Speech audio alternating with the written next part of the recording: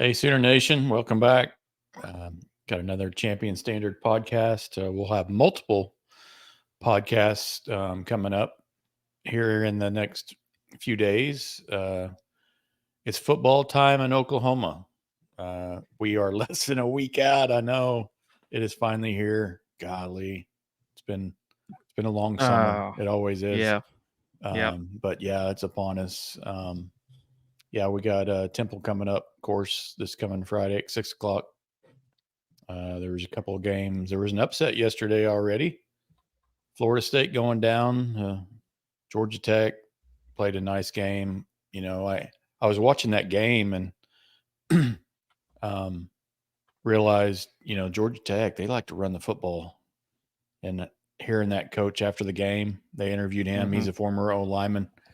They said, Mhm. "What'd you enjoy about the game?" He goes, "Run the football." And I'm just thinking to myself, man, I hope that's our thing this year.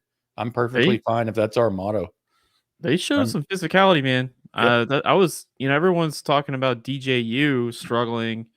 I was looking at that Florida State defense and how they were struggling to shred blocks and make tackles. I mean, they were getting tossed around like rag dolls. There was a couple plays there. I saw like two or three pancakes on the same run play. Yeah. I was like, Yeah. "Whoa, is this Georgia Tech versus Yeah. Florida State?" I Like know. the talent disparity is got to be pretty wide. But Georgia Tech came in there with they were looking for to beat somebody up. So Yeah. they Just must have been hungry dogs out of camp to come and yeah. run through Florida State like that. But Florida State's defense did not look good to me. They did Yeah. not look good. No. No. Those first games, you gotta gotta be careful.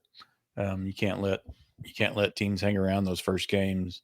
Always seems to take a quarter or so to kind of get rolling. So, Yeah. but yeah, before we get any further, please like and subscribe. You can find us. You can see our socials down there at the bottom.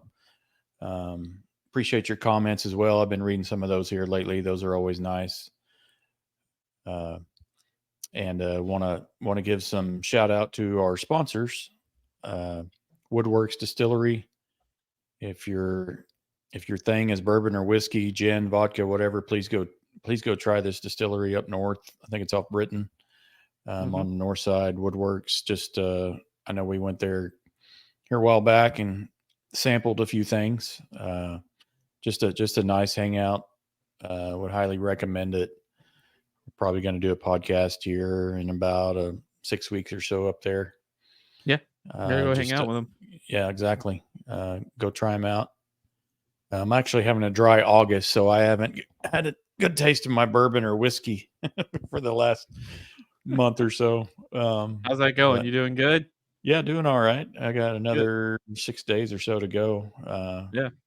Kind of looking forward to having a taste here next weekend. Yeah. um, uh, yeah, we have. We were wanting to do some preview / predictions. I know we're going to have some guests come on and give us their predictions. Yep. Uh, you and I both have. I know you're kind of still working on yours a little bit, kind of a work in progress before you throw yours out there. But um, yeah, so I may I may go ahead and throw mine out there. I've been stuck on the same record for the past couple of months. Mm. Before I throw that out there, just kind of looking at this team in general. You know, offensively, I know we made a lot of changes, whether it's coaching changes, personnel changes, quarterback changes. We just have a lot of changes on offense. So that's the side of the ball that Mhm. where the question marks kind of lie. I don't really have any question marks with the wide receiver room. It's still deep despite the Gibson loss. The running back room, I think, deeper than it has been, and we're healthy. So we went into last year and we're just banged up right out of the gate with Salcheks and Barnes. So that running back room looks a lot better.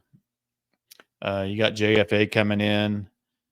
Dylan Gabriel, as good as he was, there's a lot of people, including us, that just think, JFA's got a little higher ceiling than Mm-hmm. Gabriel has. And I think Gabriel's going to do great at Oregon. I think it's a win-win for both schools, Oregon looks just good in general everywhere. Yeah. He may be in New York, holding that Heisman Trophy at the end of the year, just with the skilled position people they have up there. But yeah, JFA, he'll have that growing pains. He had a few in the bowl game, but hopefully he can get those out of his system here these next few games. Yeah. And then the one thing everybody's looking at is the offensive line. Replaced, I forgot what the number was. 7, 8 guys It brought was in. 9. I think 9. 9. Yeah. It was 9 guys that had snaps that are gone. 4 from last year. 4 or 5 starters. Yeah. Go I mean, along really, with we that, only yes. brought back half a year of Everett and half a year of Sexton. Everybody else was gone. Mm-hmm. So Beatonbow's had his hands full ever since the season ended last year, bringing in all the transfers, just moving guys around. I know we got banged up a little bit in fall camp, so I think that limited the rotations that he was able to put out there. But sounds like they're healing up. There's no reason that we need to throw out banged up guys against Temple. We could run out there with kind of a piecemeal offensive line this first game if we wanted to. But right. So I think as that group tends to gel, I think, that's just going to help Arnold in that running game. So really not expecting to see us what our offense truly looks like or capable of until maybe that Houston or Tulane game. And especially hopefully that Tennessee game, we have a coming out party. Throw up about 40 points on Tennessee. That would be nice, wouldn't it? Yeah. But switching over to the other side of the ball defensively, I don't know. My expectations are just kind of through the roof with that group. That wasn't, no pun intended there. Roof's gone. But we have just playmakers at all 3 levels.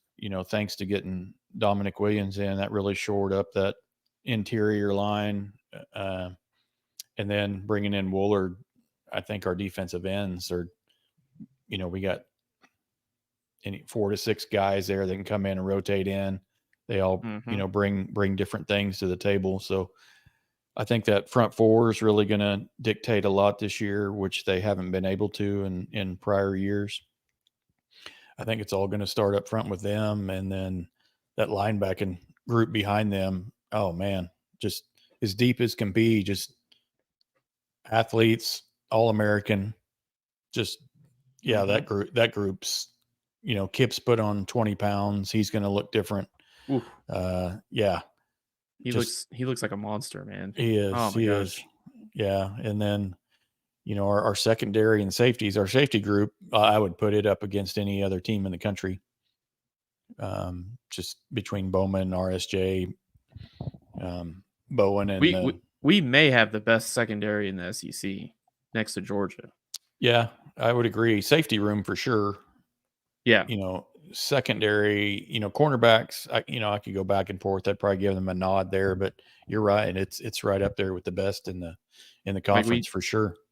We walked through Dolby a couple weeks ago, looked at his tape, and you've got a nickel there that could shut down a number 2 receiver or give him hell. And you've got 2 safeties, and if Connie Walker, the buzz with him, I mean, that's you've got to have 3 cover downs for elite defense. 3. And every elite defense always has 3. And I think we've got 3. I would, and Peyton Bowen on or off the field, RSJ on or off the field, you got 3, because Billy Bowman's one of the best coverage safeties in football.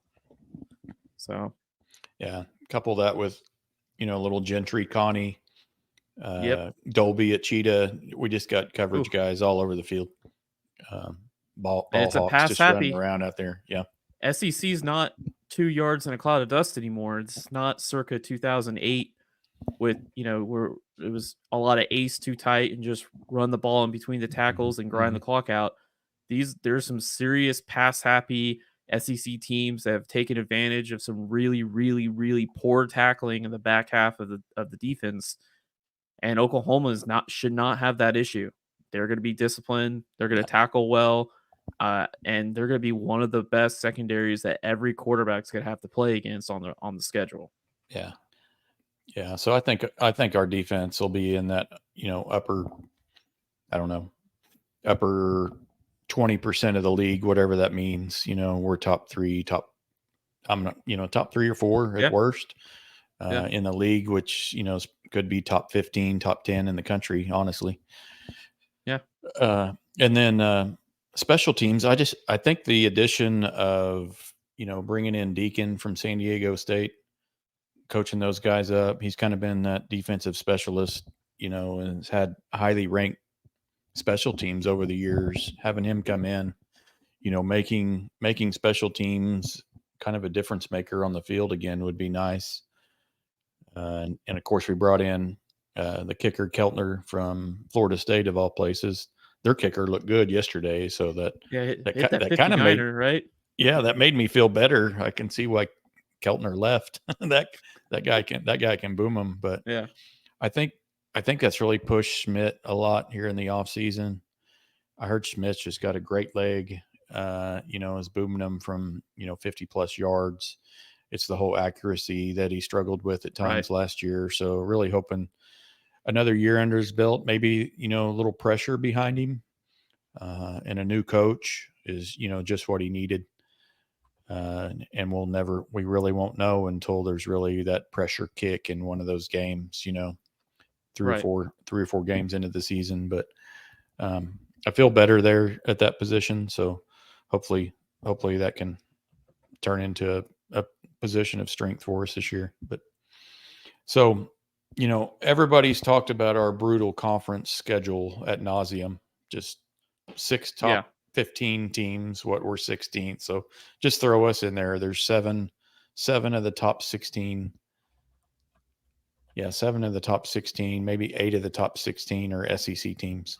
We play everybody but Georgia, I think, in front of us on the schedule, if I'm not mistaken. Pretty much. Yep. Just a crazy schedule. Our team stacks up just fine with a lot of the SEC teams. Defense, it's above average. Offense is kind of a wait and see game just to see, what Arnold and that offensive line can do. But I think we get to 6 wins, mid-October. I think we'll have a hiccup somewhere in there. I don't know who it is, but that stretch, Tennessee to Texas, if we win that, I mean, heck, we could have, be 7-0 to start the season, but we may have a hiccup there, end up, 6-1. And then those last 5 games, 4 of them against those top 10 opponents or whatever's, going to be brutal. But I think we can win, guess if we have 6 wins, I guess we go 3-2. Those last 5 is what I have us going. Overall, I got us going 9-3. That's what I've been hung up on that record for the last few months, and can it be 8 or can it be 10? Maybe. So I just kind of shoot in the middle, and 9 wins seems very doable. That would put us, 5-3 in conference, assuming, of course, we win our 4 non-conference games. But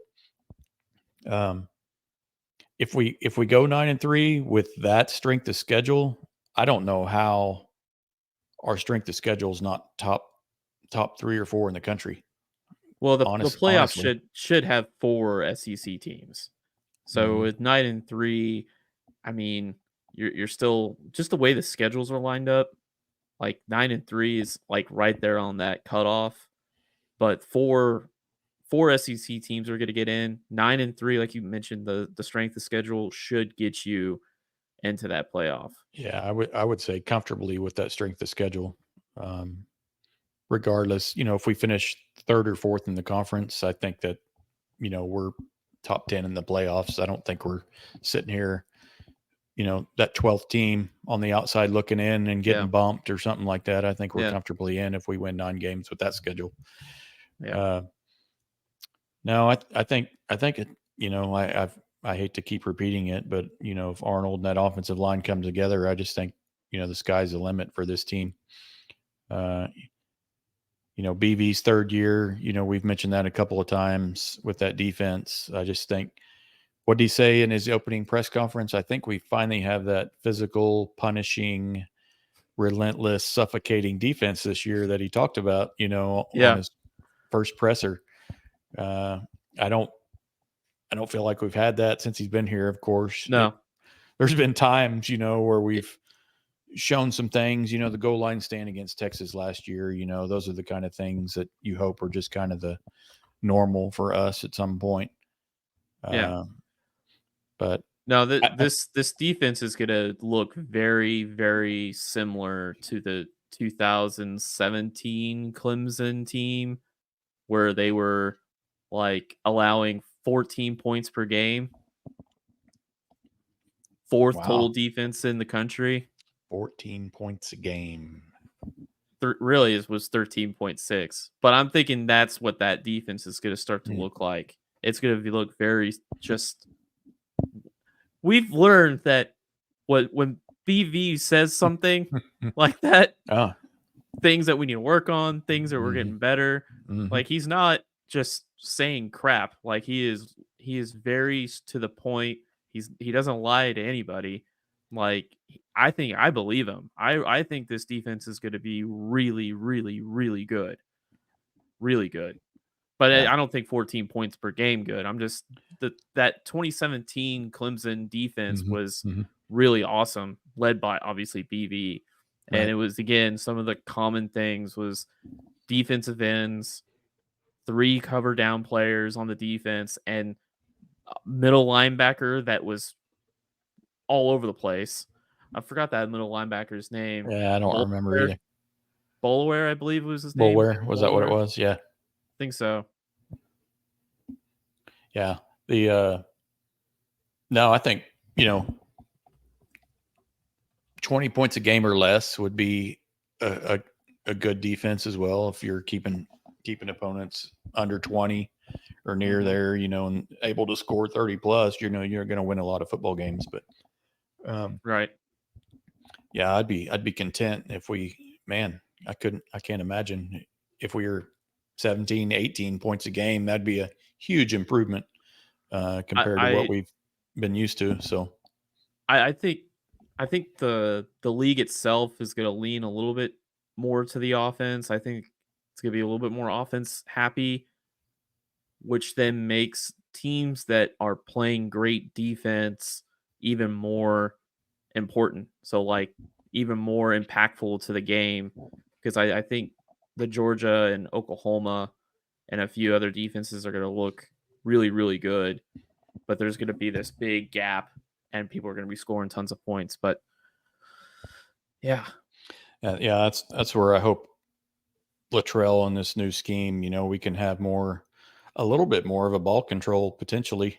Because if there are some offenses, especially like Tennessee that's wanting to go, 90 miles an hour to keep our defense kind of on their heels, it would be nice to have that equalizer and just have at times being able to have that take 7 minutes off the clock kind of drive, which, we're not used to doing that. It was score in 3 minutes and throw your defense back out there, so.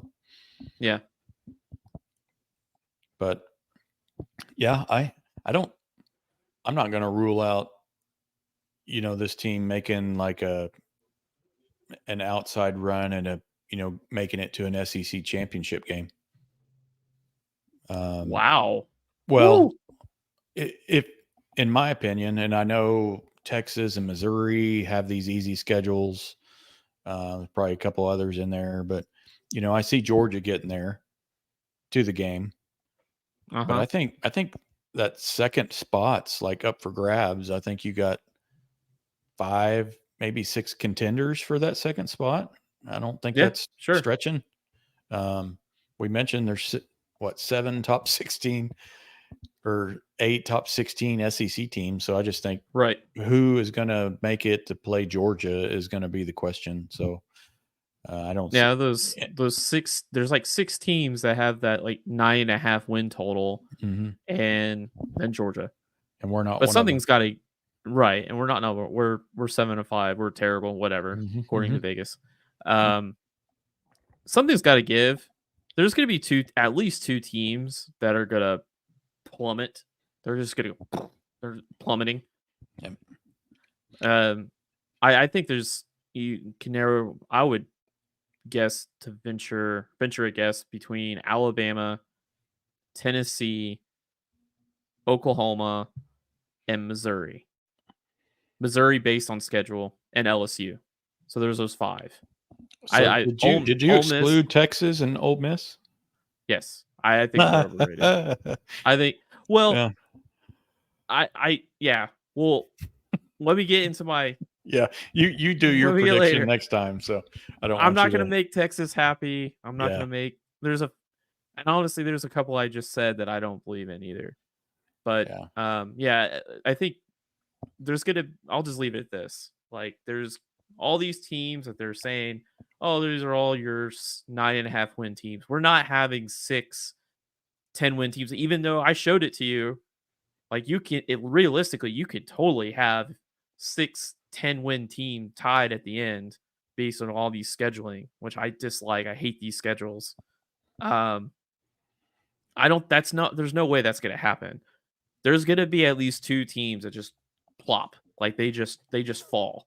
Like, there's just no way. And a flop might be an 8-4 for Texas. Yes. Or Missouri going 8-4. Those are both flops. So we're not talking like 6-6 flops. We're just saying, right. Not the 9-3, not the 9.5. They're not getting 10 wins. 9-3, 10-2, which 10-2. If you make it to 10-2 in this league, you're going to the conference championship. But no, I'm with you. Yeah, I think we have an outside chance of going in there. You mentioned the 9.5 wins, our 7.5 wins. Well, I'm not a betting man, but if I were to put some bets on it, I'd take our bet segment. Huh? Our bet video. Yeah, do it. All right, 1 second. Say something like going into let's go to Vegas a little bit. Or let's go, I don't know, something like that. Let's go play Vegas. Yeah. No, if I was playing some of the Vegas futures and the predictions out there, there's several things that I would take. Looking at OU's schedule this year and just some of the lines on the games. This is the year. This is to catch Vegas behind a little bit. Yeah. So you want to go to Vegas for a minute? Yeah. No, I do. I want to take a quick trip to Vegas. All right, let's go to Vegas real quick.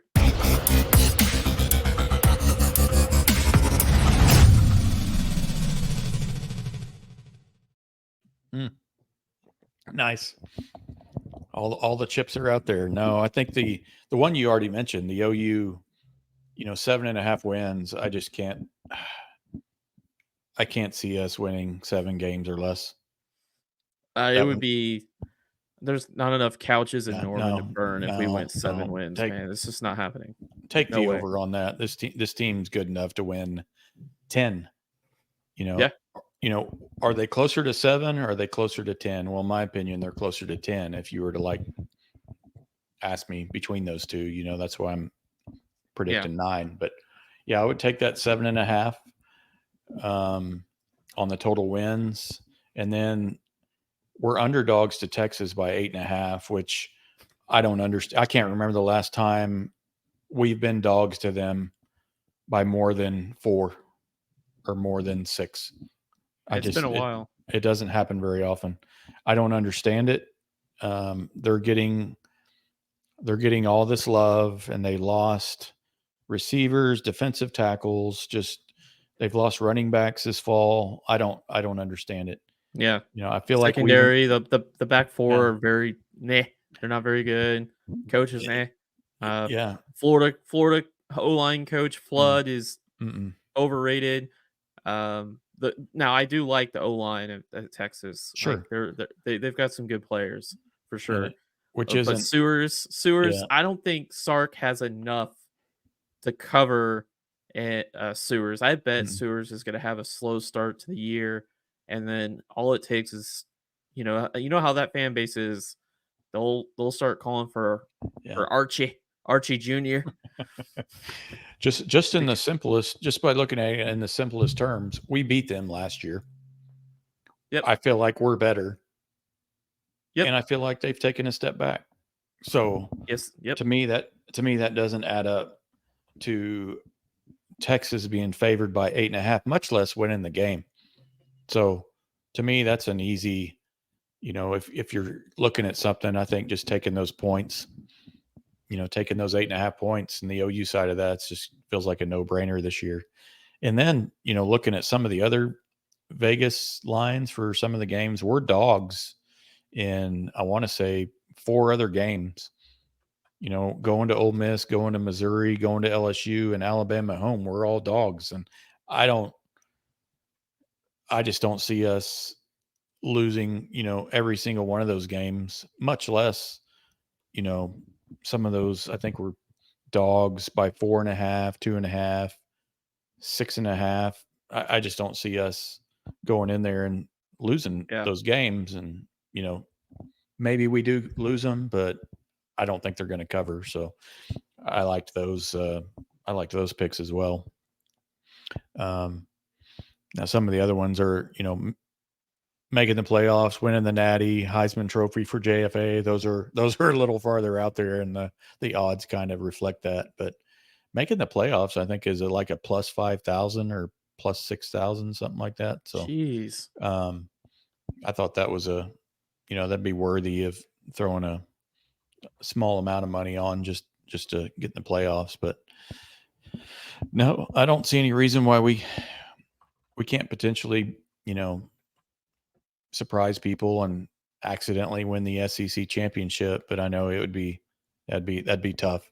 And I think isn't it the 4 conference winners, I think, are the ones that make the top 4 seed up. So the Big 12, ACC, Big 10, SEC conference Eh, championship winners are at the top 4 Top seeds, four. if I'm not, Yep. yeah. And then So, so you've out of the remaining, you've got how does Notre Dame fit mhm. into it? Where is Boise State or Liberty? It's either, Boise State and Liberty's probably gonna get 12. Can Notre Dame get 5 or 6? And then you've got Big 10 and the SEC battling for 4 spots. Yeah. Yeah. And then what do you have? The one of the other schools, like a Liberty or a Boise State, are fighting for a spot. I don't know if you said that or not, but Yeah. So the 12th spot will go to the G5, which will either be Liberty or Boise State. and then they'll have to play the 5 seed, which is going to be somebody that's ranked really high that did not win their conference tournament. Right. It could So, be the number like the loser of a Big 10 or a SEC. like an OU. Is I'm just you kidding. said 9-3. They're I know. I was just teasing. I'm just saying that can be one of 3 other schools in the SEC. So we'll see who that ends up being. Could be a Bama or somebody okay. like that. But Yeah. no, I'm not picking us to be the 5 seed. Could we be like a 9 or 10? Yeah, probably. That sounds about right. But 5 would be, Yeah. oof. If we're a 5 seed, we're going crazy on these podcasts the end of November, first of Yeah, December. Wow. Yeah. for sure. And 5 seed would be just fine, in my opinion, because yes, you're having to play an extra game that the top 4 teams, aren't having to play. Like you have to play Mhm. that extra game, but you get a home game, a home playoff game. Can you imagine a Oh home my playoff goodness. game? And then you're actually playing the 4th, like, weakest conference championship that next week. So Yeah. let's say that's an OSU. or somebody like that happens to win their conference championship. You're playing a Utah, an OSU, or I don't know who's going to win the ACC now. I guess maybe a Clemson, or somebody like that. I guess that would slide into that 4th spot. I'm just assuming, in Oregon or Ohio State's probably that 1 or 2 seed, and Georgia's the other 1 or 2 seed, and just go from there. But it's definitely going to look a little different. The part that's going to bug me the most is if there's a team that's ranked 25 that plays in their conference championship and wins, and they make it to the 3rd or 4th seed. But that's when it'll get a little weird. But hey, enough of my predictions. I think we have someone off stage that may want to join us. Rob? Man, I'm doing great. Appreciate you guys for letting me come on here real quick to, I guess, drop some predictions or whatnot. Exactly what predictions are we talking about? Because I already made one yesterday. I mean, if you're on Twitter, you saw it. I put out there before the game started. I said G-Tech, Georgia Tech for the win. I felt it. Awesome. In every fiber of my everything. Chris Mason, Brady Trantham, shout out to Ryan Wallen, who was on the latest episode of the Horns Down podcast. Quick plug right there. Yeah, absolutely. We all picked. Everybody on the panel picked Georgia Tech for whatever reason you did, but everybody on the panel picked them. I just don't. That DJU and Mike Norvell. Oh yeah, DJU. Don't get me started. That makes me lose sleep at night simply because I think that DJU is a good college quarterback.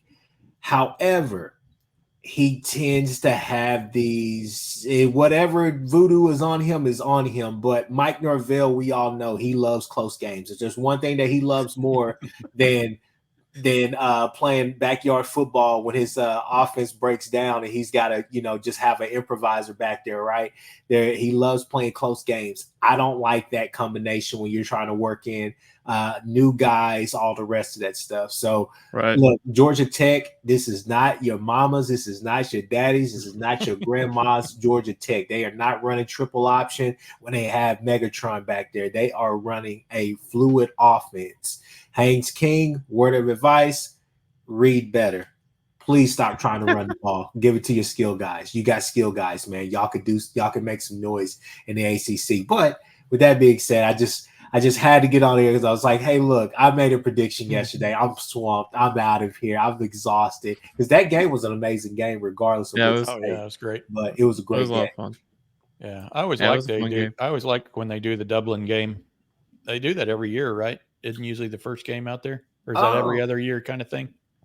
They've been doing it the past 2 or 3 years. I mean, last year it made a lot of sense because Notre Dame went out there and put on a show. So it was, Yeah, they had a guest speaker on game day yesterday.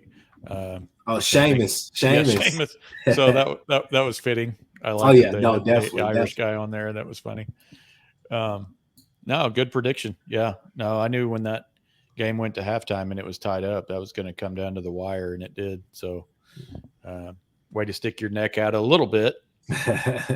But I'm with you. DJU doesn't really.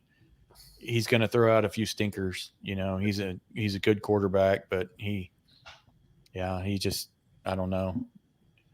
What is it? Is this his third school? Yes. Wasn't it Clemson? He had a decent year at Oregon State. I thought that kind of showed that got him some really good tape. I feel like, and the season is still young, everybody. It's not time to give up on Florida State. Florida State has some obvious issues, but first game of the season, teams have all this time to prepare for you. They may say they've been preparing for you for about a week, but let's be honest, they have been preparing for you for the longest. And when you see that coach talking to Saban, Herb Street, and all the rest of them, he said the game's gonna come down to the trenches. And you could see it in his expressions that he felt like, hey, we are going to try to impose our will on this Florida State defense and this vaunted defensive line that everybody keeps talking about. And that's what happened yesterday. But look, 12-game playoff, anything can happen. And they're in the ACC. So we'll see. Yeah. Yeah. ACC is definitely up for grabs. Yeah, Clemson's liable to lose their opener. I'm going out on a limb here and assuming. Yeah. So guys, we're talking about predictions. Are we trying to give one for just solely the Temple No. OU game, or can we talk about any game?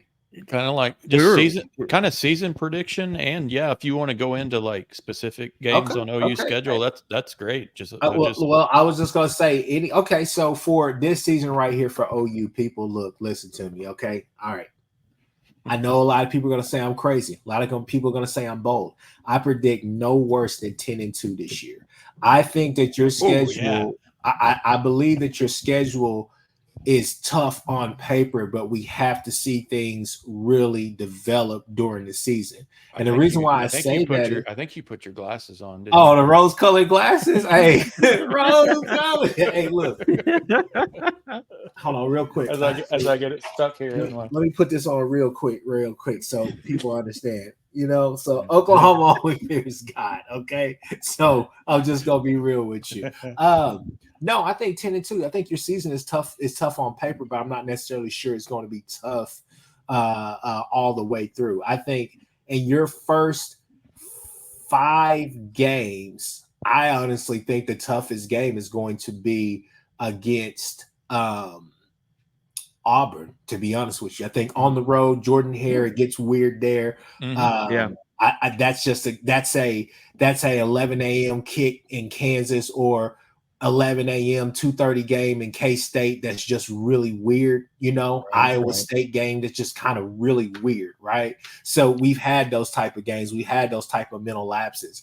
I think that you're going to play a Temple team that's going to run a couple of things. I think this game will play out similar to what happened out there at Tulsa.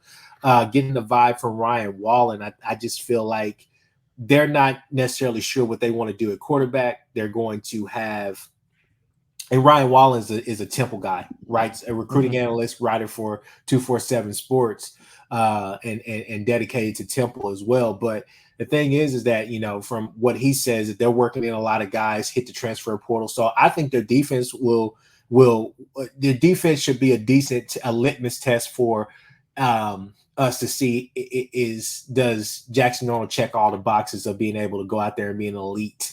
And when you're elite, you beat teams and you beat them very well, right?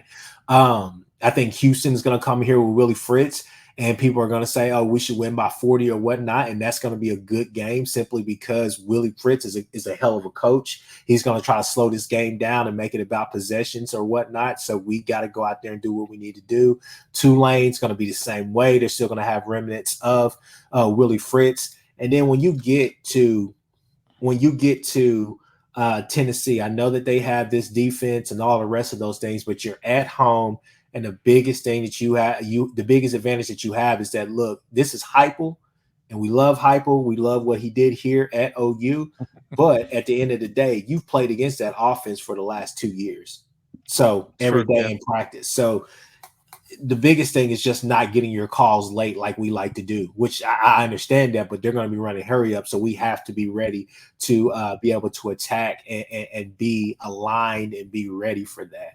But, going into that bye week, I expect us to be 5-0. Texas is going to be a tough game, but I do think that we are the more physical team. I think we are the more talented team, and losing 11 people to the NFL, I think that's going to be crazy as well. So like I said, I think down the season, if you ask me, who do we lose to potentially, I think it's kind of a toss up, maybe Bama, maybe LSU. Like I said, Auburn could be somebody in there that you could mix in that fold. A Missouri, I hate to say it, people, but Missouri could be that game. You could play up to the level that we all expect you to at Ole Miss, and then Missouri, for whatever reason, that could be the game that you falter. So there are some trap games on your schedule, but we have to let this season play out because Tennessee is basically in the same situation we are, working in a new quarterback, a very talented quarterback. They have a really good defense, what some people may call the best defense, one of the best defenses in the nation, all the rest of things. So we're built similar, right? Hugh Freeze, you still have that anomaly out there. You still have to wonder, is he going to find magic this year with Peyton Thorne and Coleman or those kids? Is Missouri real, or are they just lightning in the bottle, right? Ole Miss, you can go and beat a Portal King and all the rest of this stuff, but Lane Kiffin in those tight games and the games that matter, he's not all the way that great, right? He's not all the time that great. So I think that you could be, I think that, like I said, I think this is tougher. But what I challenge Sooner fans to do is to be patient and to literally take it 3 games at a time. Break this 12-game schedule up at 3 games at a time. So if you can get through the first 3, which is your true non-con, right? Then your next 3, right? And in that next 3, you got what? You got Tennessee, Auburn, a bye week, and then you got Texas. So you have to feel pretty good about that because you're going to be in a rhythm playing Tennessee and Auburn, and then you can get a bye week. If you win and you go 5-0 and you're going into that Texas game, everybody's going to be there at that Texas game. So like I said, man, I just think that there are as many questions as we may have about our team. There's some teams out there who may be feeling great about themselves, but they haven't walked out on that field and had that smelling sauce yet to actually kind of wake up, right? So, like I said, 10-2.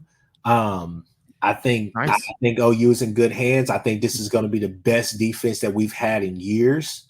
I mean, years. And I think offensively, we have. I hate that we lost Gibson, but you still got to think Farouk is ahead of schedule on his progress. You hear great things now about Andrell Anthony possibly being back. We don't really need him to be back. I think you can get Kearney, Carrion. You can get some of those freshmen in there too to fill that void. But I mean, Hester, maybe he could be a guy. We've seen Latrell do more with less. Okay. Oh yeah. So let's give it a chance and let's see this offense matriculate. And plus. That run game, I think that run game is going to be really good this year. Yeah. Oh, yeah. After doing it, and people like and subscribe to this channel. My goodness, that video last time we did a video together, fellas, that got me jazzed up. Bro. I was hyped. I was like, man, I haven't even seen this film yet. If we're running like that, I was like, we're going crazy. So, and one more thing, Bauer Sharp as well. Bauer Sharp. Oh yeah, if we can get Caden Helms, I keep telling people, Helms is. Go ahead. Jake Roberts, and I think Jake Roberts and Bauer Sharp are like that's a nice 1-2 punch. Yes. When we're in 12, 11 personnel, whatever the case may be, those two are going to give us that punch. If we can get Caden Helms on the field, people, I'm telling y'all, baby Calcaterra. That is his comp. That has always been his comp. Baby Calcaterra. Nice. If we can get him out there on the field, we're going to be okay. All right. So OU 10-2. You heard it here. If they don't go 10-2, give me all the crap, give me all the flack. Now, one prediction that I do want to make. Okay, you heard it here first on the championship standard. Okay, with my guys over here. People, there is an upset brewing. All right. And I know, well, you should all know by now who I'm about to talk about. But before I get to that, let me tease it just a little bit. Yeah, I like this. Yeah. So we all think that Sark is a great offensive mind, right? He has his guys.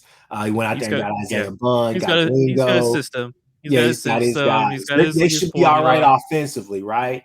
Defensively, they lost those two studs in the middle, but you still feel somewhat decent about the defense. At least they do, right? Anthony Hill and all the rest of that, right? Mm-hmm. Not so fast, my friend. Colorado State. I got Colorado State going to Austin and doing the impossible. Oh shit! I have Colorado State doing the impossible this weekend. Don't ask me how they're going to do it. I don't think it's going to be anything. I don't think it's going to be anything that has to do necessarily with the offense per se, but I don't trust Quinn Ewers. I think the limelight, the spotlight is on Quinn Ewers this year.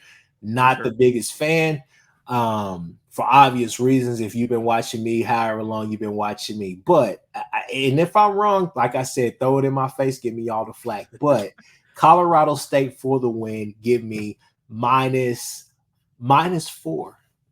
Minus Okay. 4, Colorado State.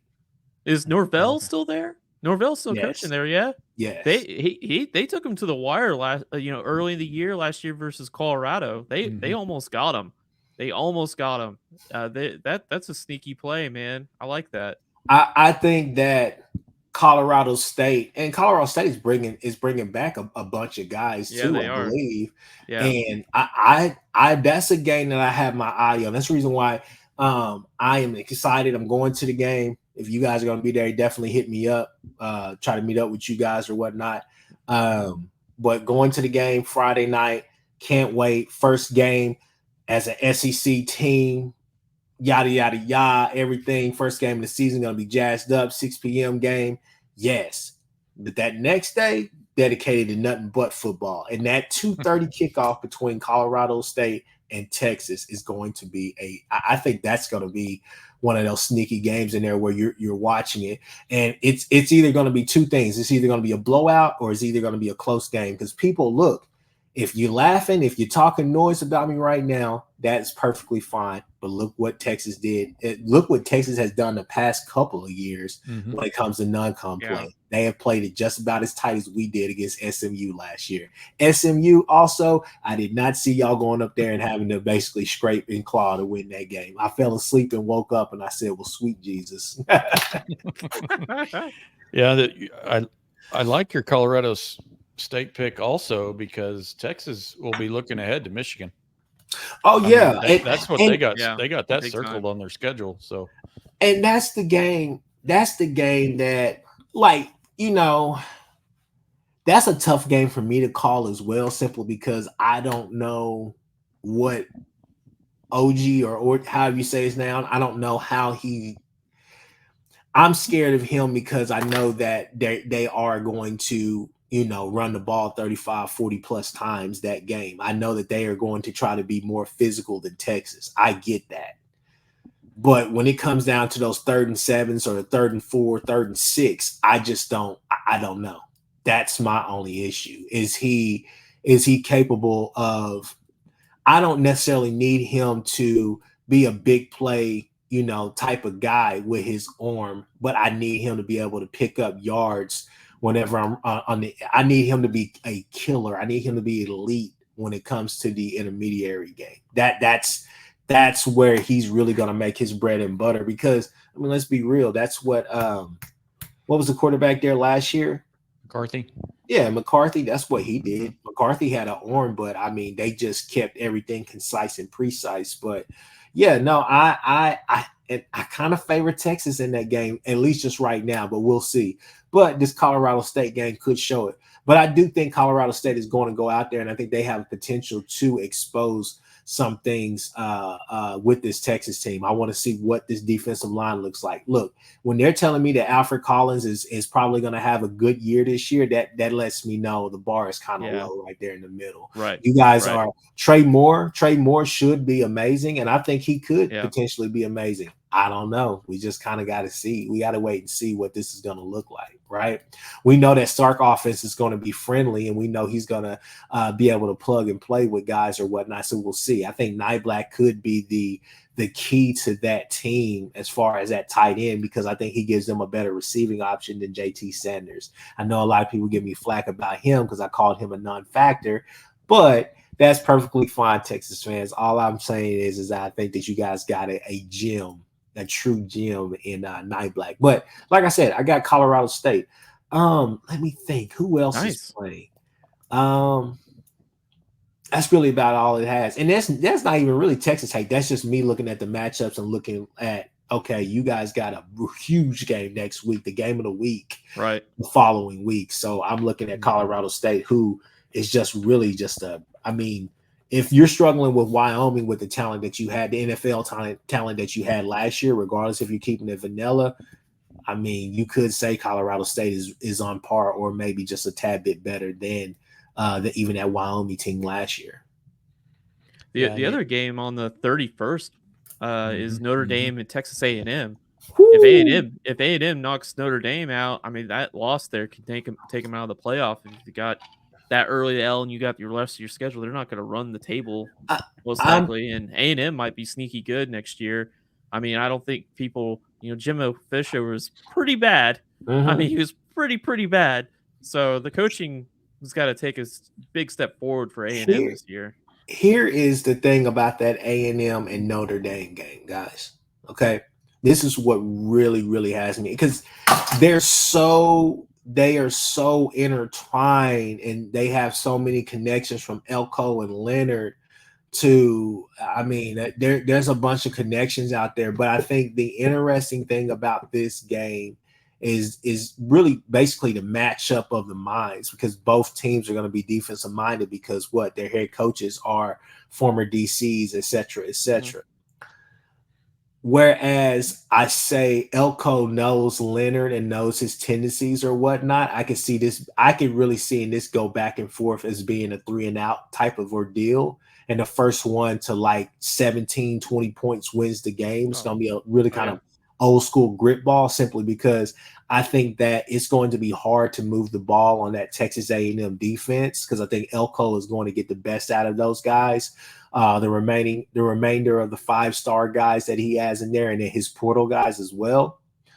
But I also think that it's going to be hard for Texas A&M to move the ball on that Notre Dame defense as well, simply because Colin Klein he's a great, how should I say this? I don't necessarily like the offense, but he's a great game day coach, meaning that when he shows up, you really don't know what's going to happen, because his game plan changes over the course of the game. He's one of those coaches that actually makes adjustments, not just here and there, but he makes adjustments drive to drive, right? And so the thing about it is that I think that I think Notre Dame is going to be disciplined as far as the eye test, because Klein will give you a lot of eye candy, and he will sit there and just pick you apart by moving the ball with little out routes or little flats with his fullbacks and his running backs, or putting his tight end right there in the middle. He's not necessarily trying to open your defense up by throwing it deep or whatever the case may be. So they're going to do that, right?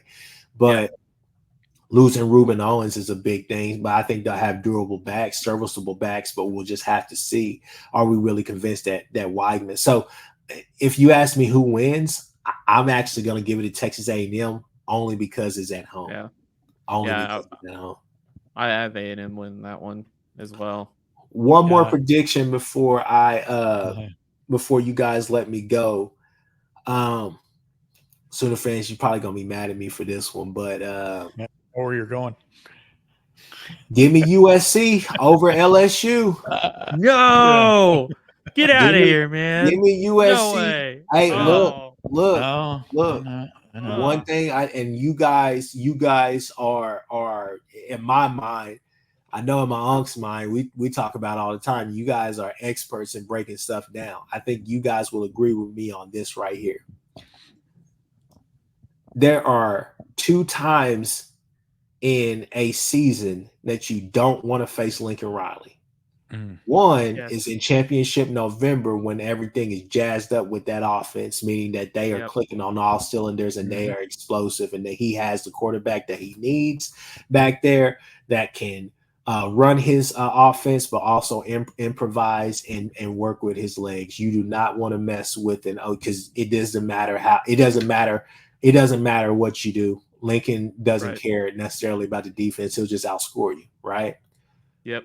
But this other time that you don't want to see Lincoln is early in the season, whenever all you've seen is tape from last year of stuff that he's done.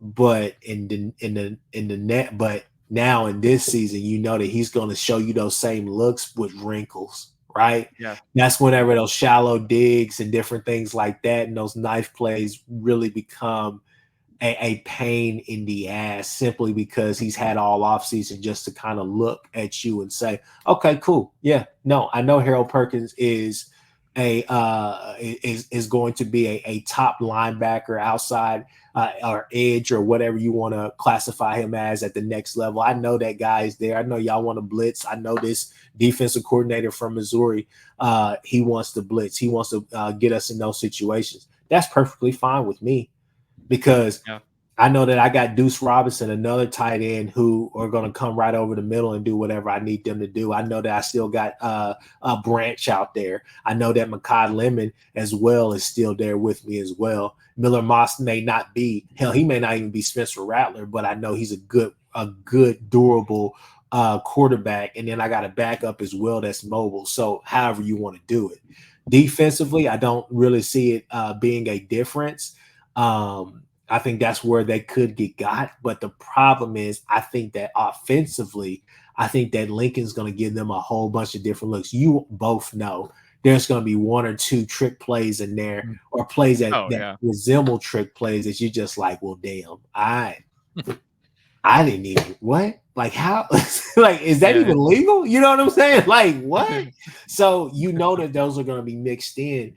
And I just always say, man, like, it is hard to deal with Lincoln in Championship November when his team is clicking, but it's definitely hard to deal with him in the to begin the season because he gives you the eye candy that you want to see, but then he takes it back whenever he basically kills you with a route that you just like, I didn't even realize they could do that out of that play.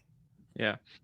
Well, I'm hoping Blake Baker, the DC for LSU's got something cooked up. He's a pretty good DC. He kind of rejuvenized that Missouri Tiger defense while he was there, and I'm hoping he has something. That's what I'm if LSU wins that game, it'll be because their defense doing exactly what you just preventing exactly what you just said, is that slowing down Riley's creativity. He's very creative. He's gonna have something cooked up for it, and I'm hoping LSU can stop it.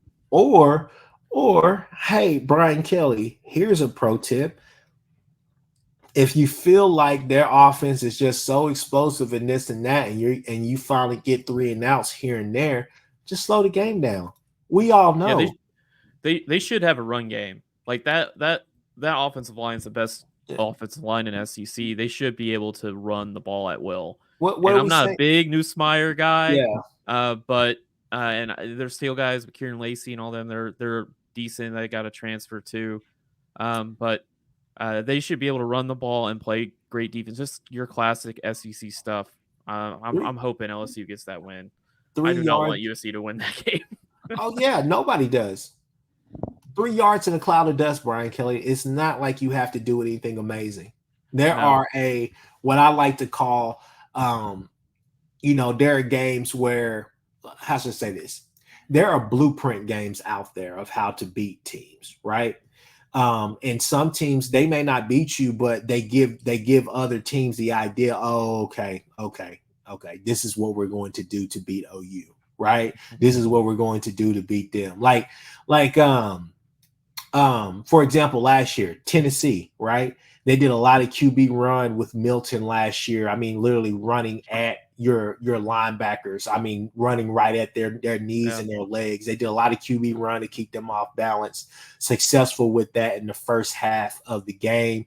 That QB run was a difference maker because they were able to move the chains, move the ball, do a lot of different things that they wanted to do, and then it opened up the offense, right? Second half, I don't know what Heupel was calling. They lost the game. But that was a blueprint because who went out there and used that same blueprint? Peyton Thorne and Hugh Freeze. They did a lot of QB run. You watching that game, you're just like, man, Peyton Thorne is running the ball an awful lot. Like, that's what they lived on. Yeah. They weren't trying to throw the ball down the field. They're just moving the chains and just keeping that explosive Alabama offense off the field. Same thing here. I mean, that's what you're doing. I mean, there's blueprint games out there. Go and look back at what Notre Dame did last year to USC. I mean, it was, you know what I'm saying? So, I think that's something that's one thing that Riley usually does with his teams, especially if he loses a game or two in there in the season. Like, those become blueprint games because people are like, okay, we know when you're going to run a GT counter. We know when you're pulling this. We know when you're doing that, yada, yada, yada. So he can become predictable, but it's just to start the season. It's like, man, like I really don't know, because there's going to be some type of trick play that's in there that's just like, wow, like I didn't even realize you could do that. Yeah, that LSU team last year did not have an LSU defense, so maybe this new coordinator comes in and he's got to flip the script pretty quickly, because they were toward the bottom of the league, I think, in defense last year. I don't have the stats in front of me, but I know they weren't good. Yeah, they were. Last year felt like when Grinch was out there during a Nebraska game or multiple games during that year using Nick Bonito as a nickelback.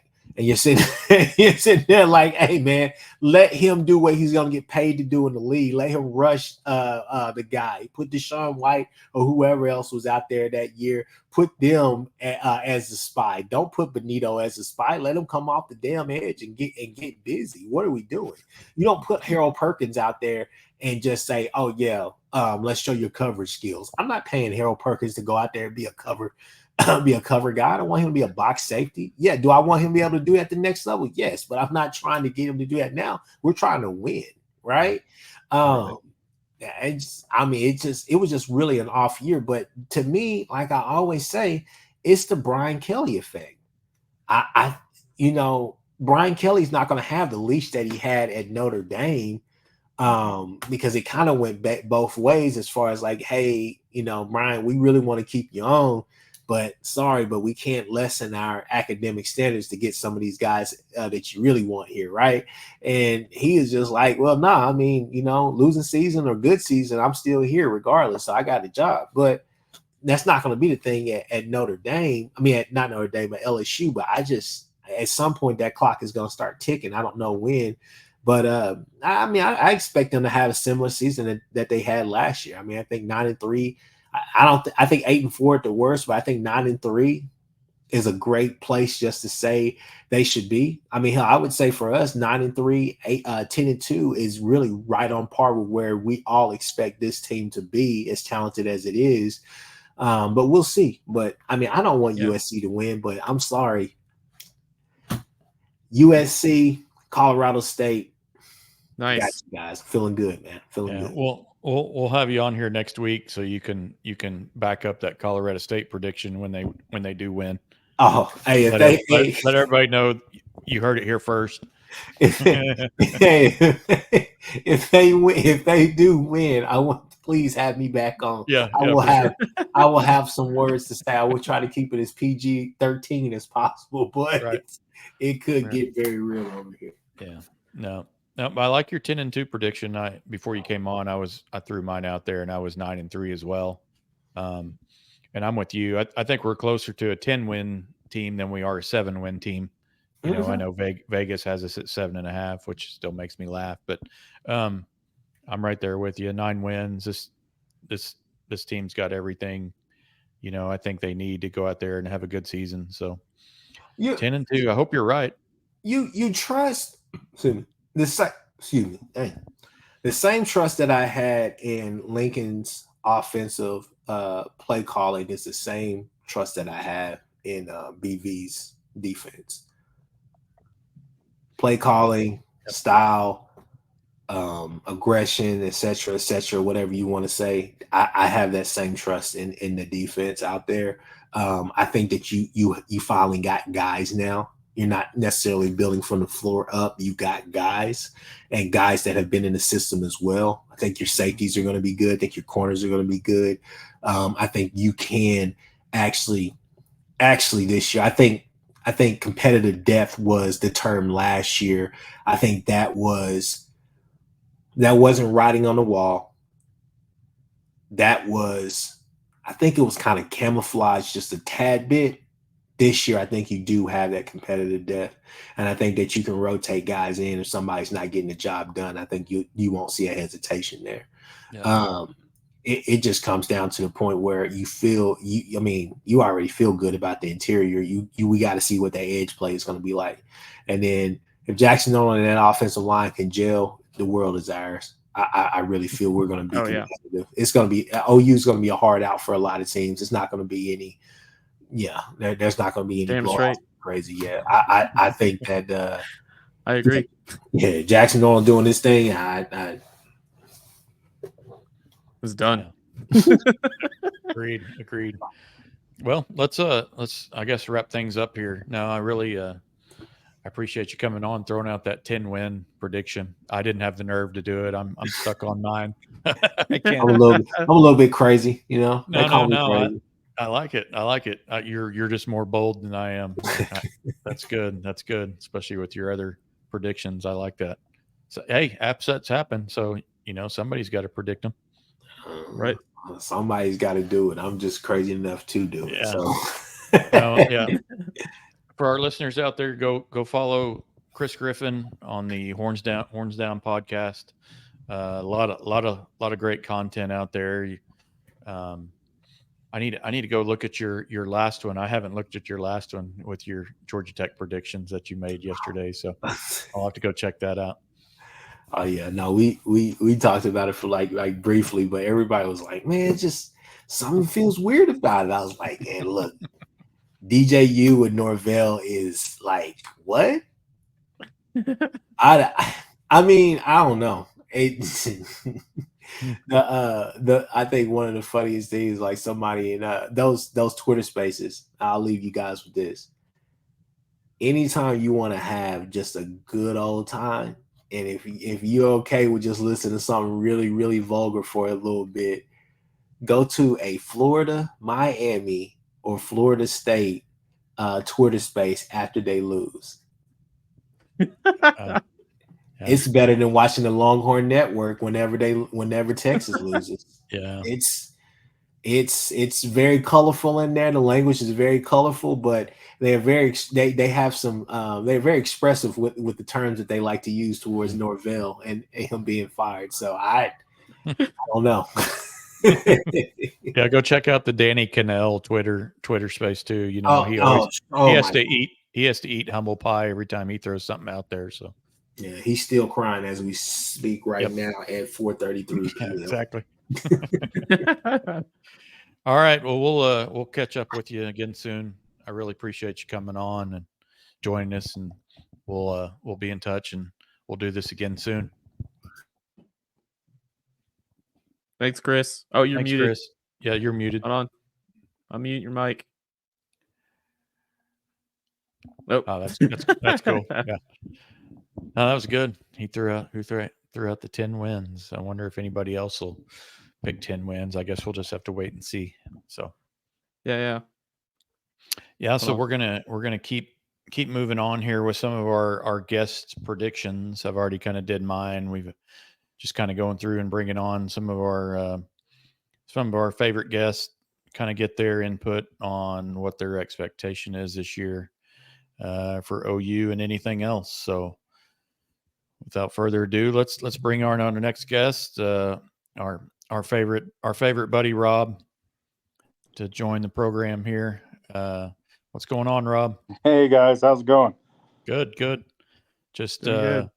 Getting excited. We're less than a week out from official start of OU football. You can smell the fresh cut grass and the pigskin in the air. It's getting close, coming in a hurry.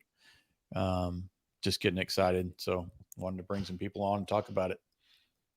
Outstanding. I look at the field every day, and I thought they were beginning to, get it painted up and stuff. And I had numbers and stuff on it yesterday. Today I looked at it, and they've already taken those off. So I'm not sure what they're doing. Huh. That's weird. Yeah, but they'll start this week and start laying some paint down on the field. It's going to be really cool. Yeah. Awesome. Yeah, there's nothing like that first game. Grass is still just completely green. Not that they don't do a good job keeping it that way. I think we have a new grounds guy this year. I think the other guy is managing a course down in Ardmore now, but I think we got a new grounds crew, so pressure's on. They got to keep it nice and pretty. Absolutely. Yeah.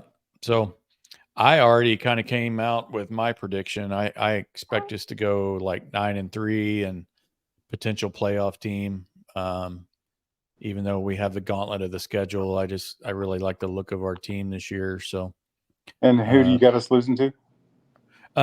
Yeah, that one's tough. I kind of threw out a generic 9-3 without predicting those 3 losses, but that LSU game at the very end of the schedule, right after Alabama's won, that I could see us potentially stubbing our toe, and it It'll could be be a a tough night, game, no doubt about it. could be a night game down there in Baton Rouge, which is just brutal. So maybe that one, and then I don't know. There's that stretch early on from Tennessee to Texas, and I could see us stubbing our toe one of those games. Jackson will still be kind of fresh. Maybe that first road game for Jackson down in Auburn's not going to be a picnic. It's smashed right in between that Tennessee and Texas game, so that could Well, be another. no Yeah. doubt about it. He's going to have to grow up quick. Yep. He's going to have to grow up quick. And then I don't want us losing to Missouri, so I'm not picking that one as a loss. So I'll just throw in Ole Miss as my third loss. So all three road games potentially for losses for me. So since you put me on the spot and had me pick three, that's my three. Okay. So, I mean, I see the reasoning and the logic behind that. yeah. Yeah. What about you? What's your thoughts? So I think we're going to shock the world, just to be honest. I think we're going undefeated. I think Whoa! Nice. we're going undefeated, and we're going to meet Ohio State in the national championship, and we're going to beat them as well. So undefeated national championship for us this year. I think, to be honest with you, I know that sounds a little outlandish. I think that's as realistic as us going 5-7. Oh, yeah. Okay, fair enough. Oh, Hey, for sure. Yeah. Can you buy into that? I got one of these balls, and you basically just you're throwing out a very similar thing to the year 2000. That's right. Okay. Yeah, we're going to shock the world. I think we're going to be a whole lot better defensively than people are giving us credit for. I think we're going to be a force defensively, and I think the offense will be good enough to win football games. So I think the only weakness that I've even remotely heard people talking about is the offensive line. And of course, we know Bill Bedenbaugh is one of the, if not the best offensive line coach in the country. So if he just gets us a decent offensive line, we're going to score some points. The backfield is deep. The wide receivers are deep. We've got some outstanding tight ends. So and obviously for all that to coalesce, we need JFA to grow up and be the star that we all think he is. And if he is, and I think that he is going to be, I think we have a realistic shot of going undefeated.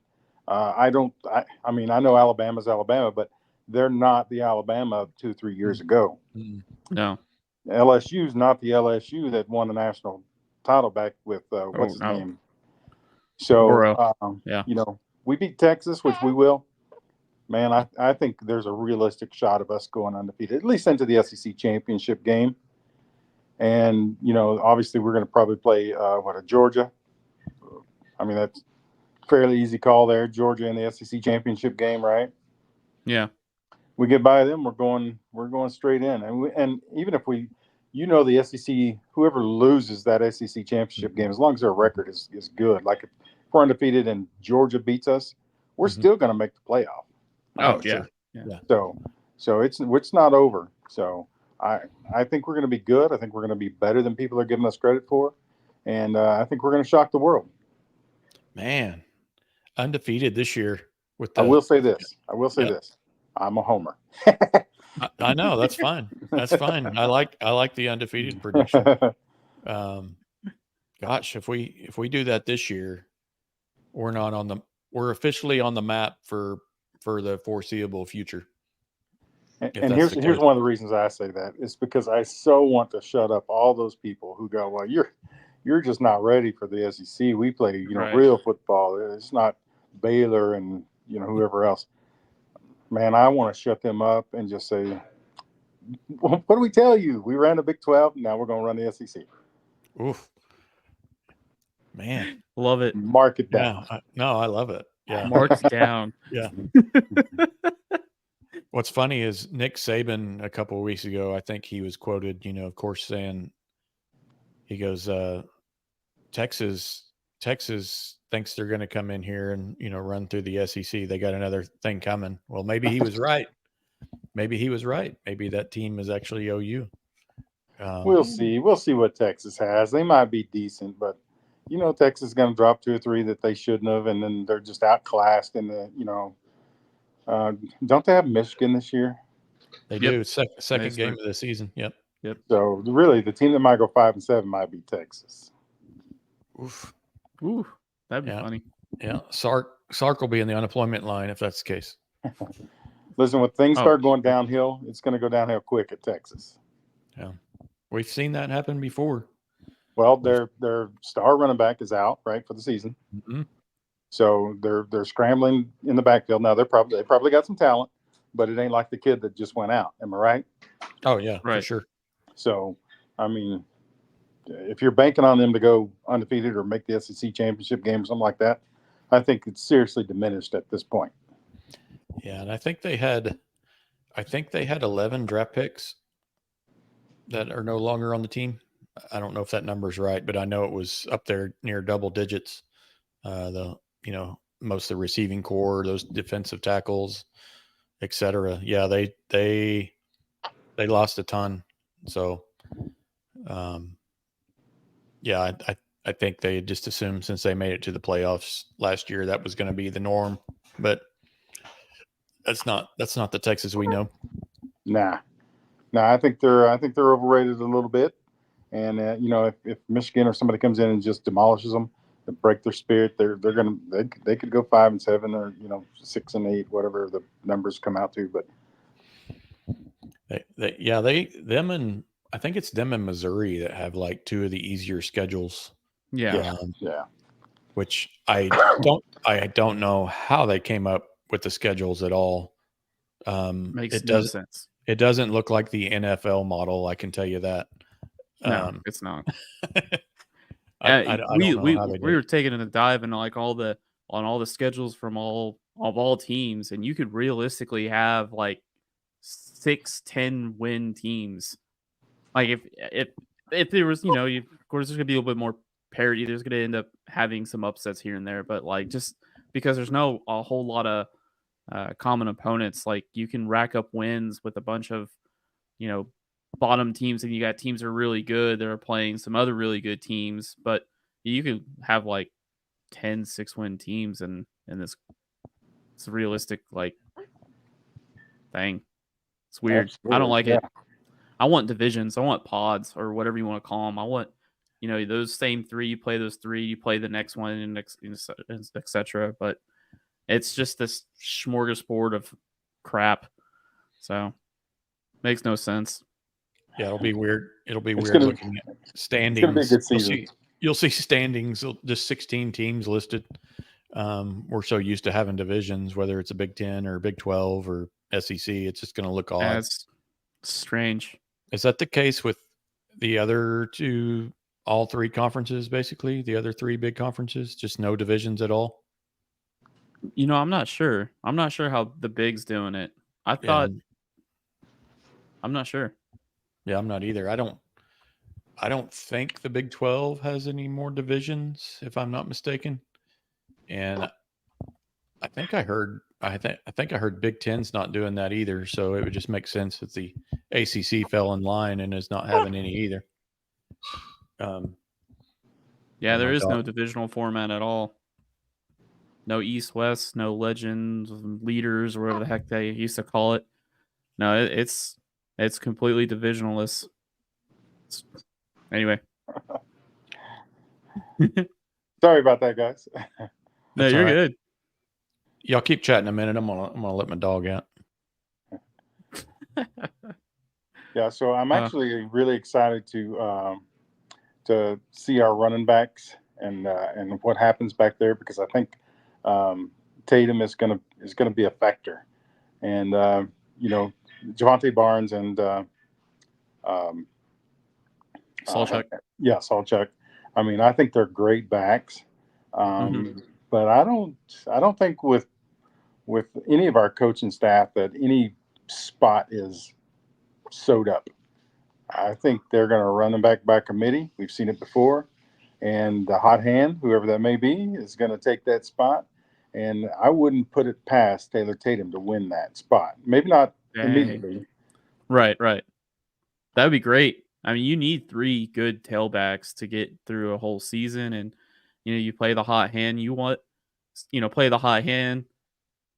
Hopefully, that guy can hold on to that hot hand for a few weeks, for half a season. And at the beginning, I wasn't really too. I wasn't, with Taylor Talon coming in.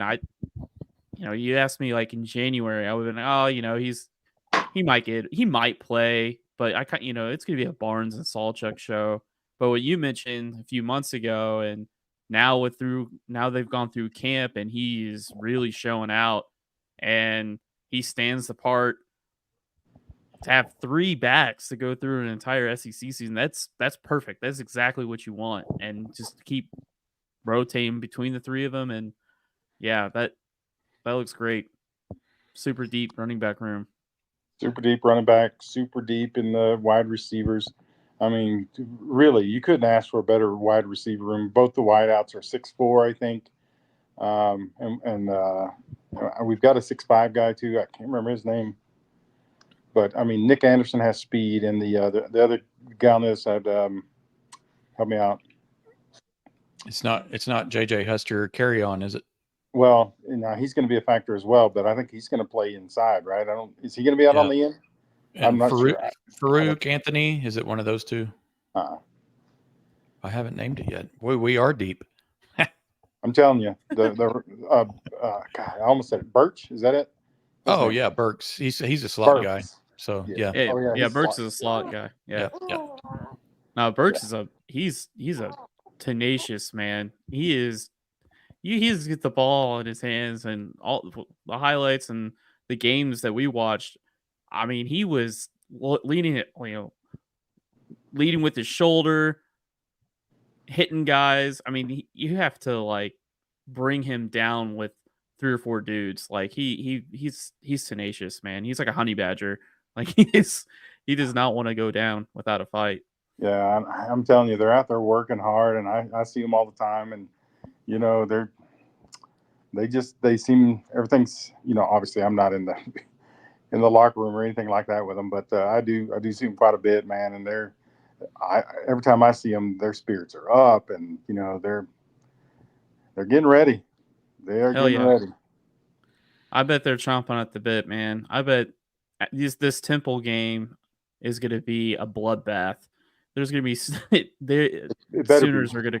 They're going to. Yeah, I bet they're jacked up, and I bet they're sick of hitting each other, and they're ready to turn loose on somebody.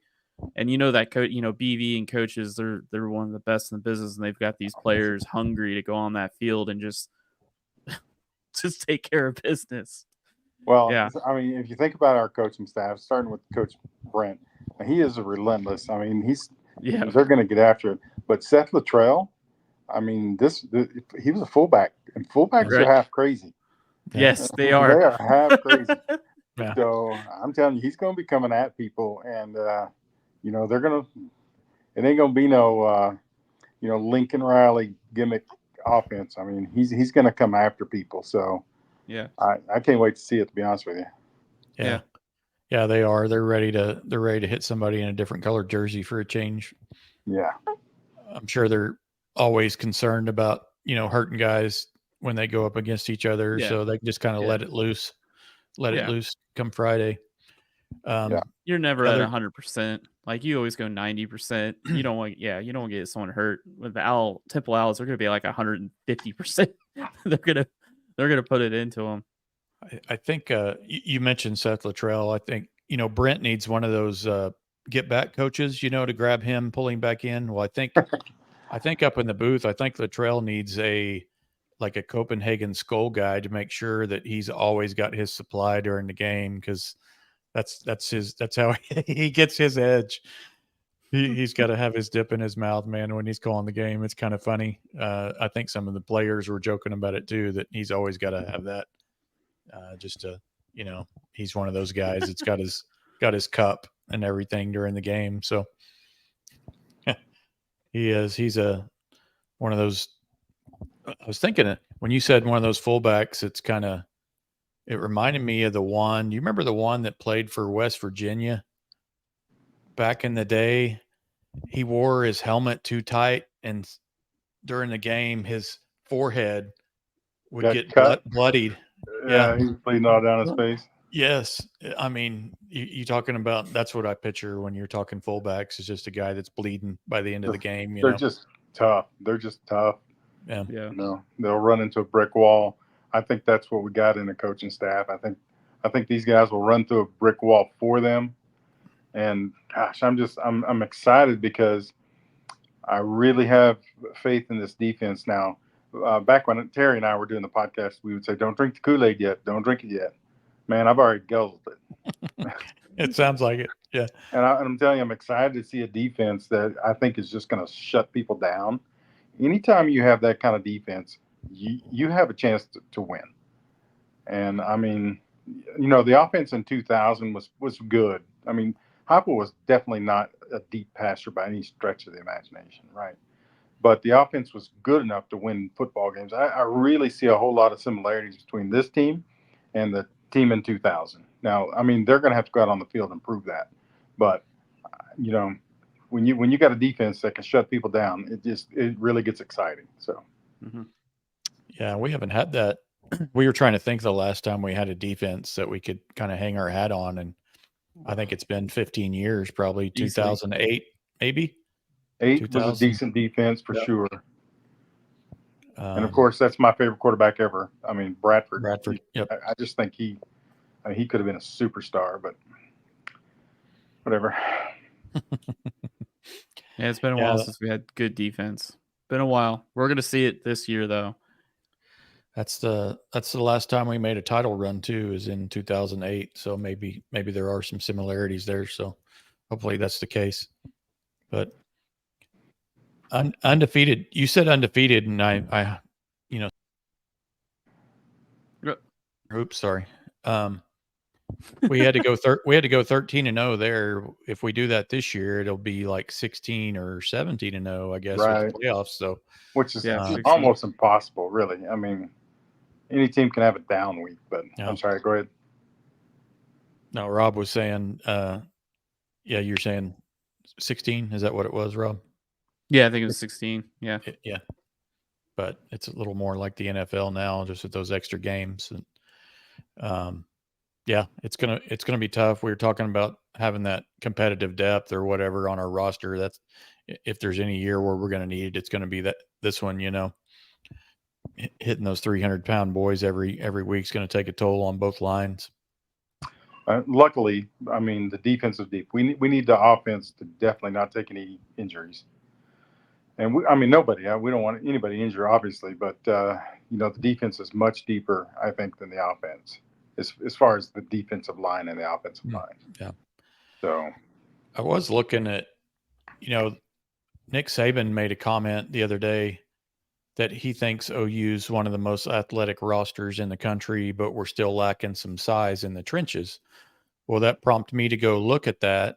And I looked at Georgia's, you know, defensive line, and they have about 8 or 9 guys that are over 300 pounds, you know, so they probably go about 3 deep on their off defensive line. OU's got 6 guys that are over 300 pounds now, and we can rotate, you know, 4 or 6 guys out on the line. So I don't really see, I don't see us, other than maybe being behind Georgia in that regard, I just don't see us giving up a lot against the rest of the SEC. So that's where I have a little confidence in us winning 9-10, you know, 16 games this year or whatever. But I think we have the bodies now to be able to do that and go toe to toe with people. I certainly hope so. I mean, you know, gosh, we've got to make a good showing here in year one. I mean, it's just critical. If we go out and drop some games that we shouldn't, if it's close with Temple and, you know, Houston, people are going to go, see, you don't know what you're getting into. Yeah. And I can't take that. So.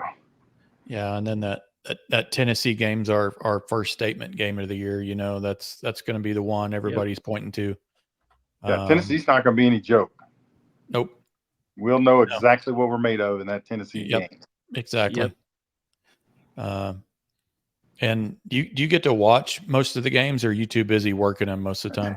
So no, I'm stuck behind a desk Yeah, until like late in the third quarter, and then I can come out and watch a little bit. But I don't get to. I have to record it and watch it the next Yeah. day.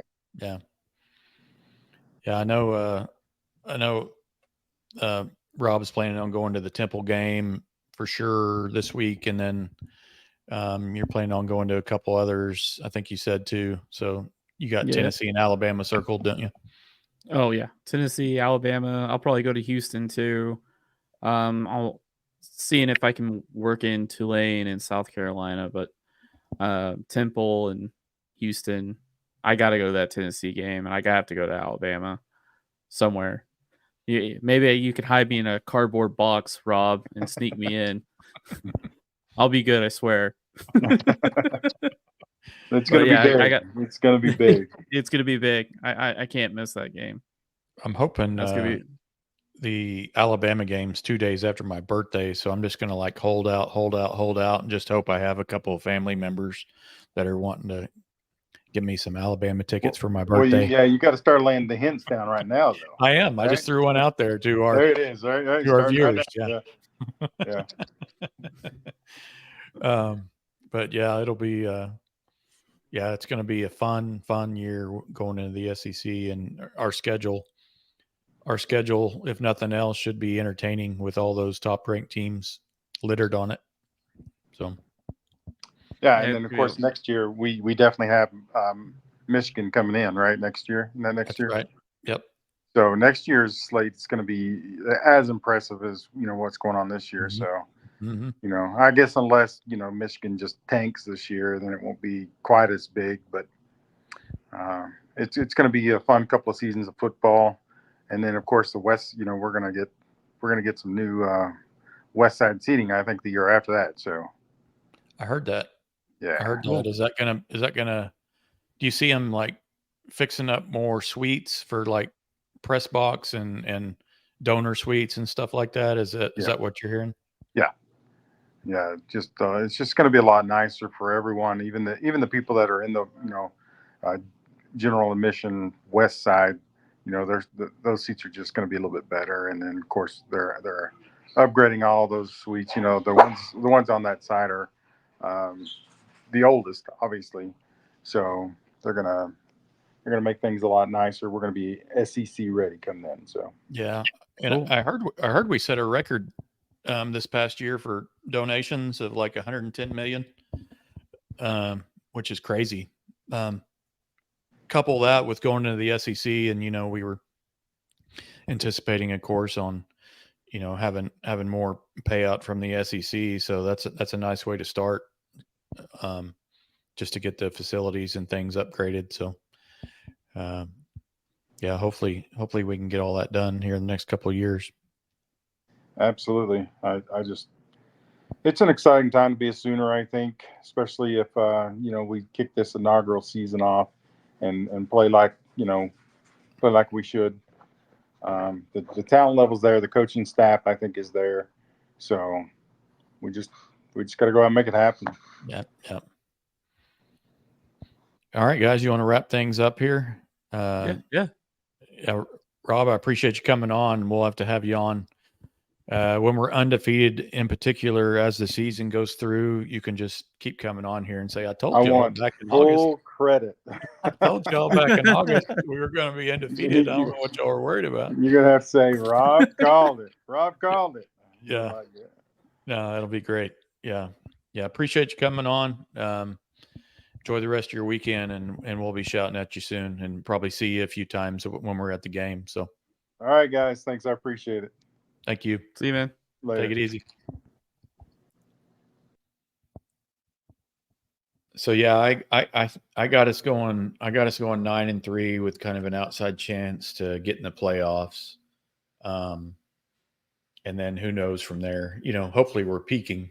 Hopefully we're peaking by the end of the year and just rolling if we get in the playoffs, and then just make some noise from there. Who knows? Whoever makes the playoffs, unless you're the whatever group of 5, whatever it's called, you probably don't stand a chance. But everybody else, clean slate, new season. We'll just see from there. So, yeah, I got us going 9-3, and a highly likely playoff team with that schedule that we have. So, Yep. what's your thoughts on where we're heading? Oh man, I have literally tortured myself to this for so long, all through summer, going back and forth and listening to, dozens of people, and you hear the 8 season, the 9-win season, 10, 11, undefeated. Mm. I mean, they all make good arguments. Like you could find a good argument for all of them, really. You know, seen 5-7, make an argument for 5-7, Yeah, which would, let's not argue that today. I think anything 7 or less, there's not enough furniture to burn in dumpsters. There's not dumpsters to put stuff in Norman to burn if we had anything less than 8 wins. I said it earlier today on the Football Brainiacs is that this is a 10-win team. This is a 10-win team. Like everything about it just screams 10 wins because you've got a veteran back 7. They're going to be disciplined. When you've got all these offenses that are trying to shift and motion and all this different stuff, you're going to have a veteran defense that's going to know where to be, what to do, what their keys, what their rules are, because they've got a middle backer in Danny Stutzman, who's like a coach on the field. You got Billy Bowman in the back 4, that's like a coach on the field, and they're going to get their guys right. And you got a lot of guys that have been in this system too. They're not really like the captains, but they've been here for quite a while. Mm-hmm. That can still emulate their captains. I mean, it's just, defensively, the back 7's going to be great. You look at the front 4. We've got DeJoun Terry and Dominic Williams, who are going to be easily the best 2 interior defensive lines, run-stopping defensive linemen we've had in 15 years. It's been forever since we've had 2 guys on that caliber to be on this roster. The question on the defense remains, what does the edge group look like? No shortage of talent. We brought in Danny Okoye, who's got that first step. You got PJ, who's trying to break out as a sophomore. You got the long-term veteran like Ethan Downs. And you got RMT, who's healthy. Mm-hmm. He's healthy. Like, if we're going to see a room have some growth, there's going to be plenty of opportunities. We looked at it earlier this summer. They had a 12% win rate. A 12% win rate on true pass sets. And ranking that in the SEC, only Vanderbilt, we were only topping Vanderbilt. Vanderbilt was like 10. Mm-hmm. We can't, that's not going to happen again. The way that does not happen at OU. So we're going to see some production out of the defensive end edge spot. And I think this defense is going to be top 2 in the SEC. Top 2. It's going to be Georgia and Oklahoma. And I'm looking at stats like TFLs. I'm looking at stats like points per game. We're going to field a top 2 defense. There is no excuse for not having a top 2 defense when you've got this much talent and you have a top 2 defensive staff. So if you've got all those players and all those great coaches on that side of the ball, you're going to field a great D. Great D. Top 2 defense, let's see, points per game, probably around like 20-ish, less than 20. I'm going to say like 18, give or take. So going to offense, this is where I want you to make your case, because I'm not going to disagree with you on the defense. Yeah. I'm with you that there's no reason the defense can't be top 2 or 3. Right. And yes, they are a 10-win season. If you just look at the defense. Yeah. I need you to sell me on the offense, and I think you're going to get. Yes, I think you're going to. I think you're getting ready to try that here, but I just want to. I need to hear it from you on the offense. You want to hear it? All right. Here's my pitch on the offense. Okay. All right. You ready? Yeah. So I'm going to start with the running backs. Running backs are healthy. Not are they healthy, but we actually added an X factor to the room with Taylor Tatum. Like, he's an X factor. I said like 4 or 5 months ago, or maybe around before spring game, I was like, he, not many true freshman running backs can come in and be physically and mentally ready for the game. This is like SEC. Like, is he going to be really because the coaches are not going to put him out there if he's not physically ready. By all accounts, dude's physically ready. So Right. that's your third back. So we actually have a healthy room with a third back at Tatum's, his potential Mhm. going into the season, which is 180 degrees different than what we had last fall. With Tolly Walker and as your third back is now Taylor Tatum as your third back, and your 1 and 2 is finally healthy. That's great. Yeah. Let's go to the tight end room. Austin Stogner came here to retire. I like that he did. It was great. He had a great game in West Virginia, but what we've got with Bauer and the hype machine, I can't wait to see on Friday because the hype machine has been strong. We watched some of his Southeastern LSU stuff, and it was, just normal. I mean, I don't even think he was the number 1 tight end. Like, he was the 2 tight end. We watched Jake Roberts. We know what we're getting out of Jake Roberts. We're getting your classic 4-year, 5-year tight end that's gonna get you those big catches on third down, big target in the middle. He could take shots. He knows his hat and hands on run game. So getting a Bauer Sharp to kind of be able to split out a little bit or be a receiving weapon, the tight end production is gonna go through the roof because Littrell has been watching that group since the sideline last year going, what are we doing with this guys? Come on. Like, we got to get some production out of these guys. Like, we got to get them involved. Yeah. Let's go to the O-line. We lost about, 9 guys on the offensive line from We last lost year. the whole offensive line. We brought back like 600, 800 snaps. We brought back a half a year of Troy Everett and a half a year of Jacob Sexton. We come into this year. We've got the best coach in the college football. He is number 1. There's no one that comes close. I mean, I don't know how many times in the offseason we have to watch his offensive lineman go in the NFL, play for 2 years, and get paid big money over and over and over and over with guys from Shawnee to, over in Georgia, 3-star to, like just all over the place. He just makes guys get money. He gets them paid. And what did we fill that offensive line with? We filled it with all conference players. We got Branson Hickman, all conference player. Bibichu Iwiwu, all conference player. We got Jacob Sexton, who's now healthy. We could have from left guard to center to right guard an interior line that only rivals against Alabama and Tyler Booker and Parker's Brailsford. Other than that, those would be the 2 best interior lines on our schedule, period. And we're looking for that left tackle, right tackle. Beanbo's going to find his 5. We're going to gel. We're going to have a great line. I haven't been worried about the offensive line ever since never. I've never worried about it. I have to see it for me to be actually worried about it. Let's wait to see it in order for us to freak out if we're actually going to have a good line or a bad line. Until then, I'm going to lean on the guy who's had 10 years here, and all the dudes he knows more about O-line and how to put it together than anybody. Period. So we're gonna have a great line. We're gonna have a great line. Any thoughts on the line? Yeah, just I agree with you 100% on everything you just said, except for the fact this is the first time he's had to rebuild a line and take it into this conference that we're going into.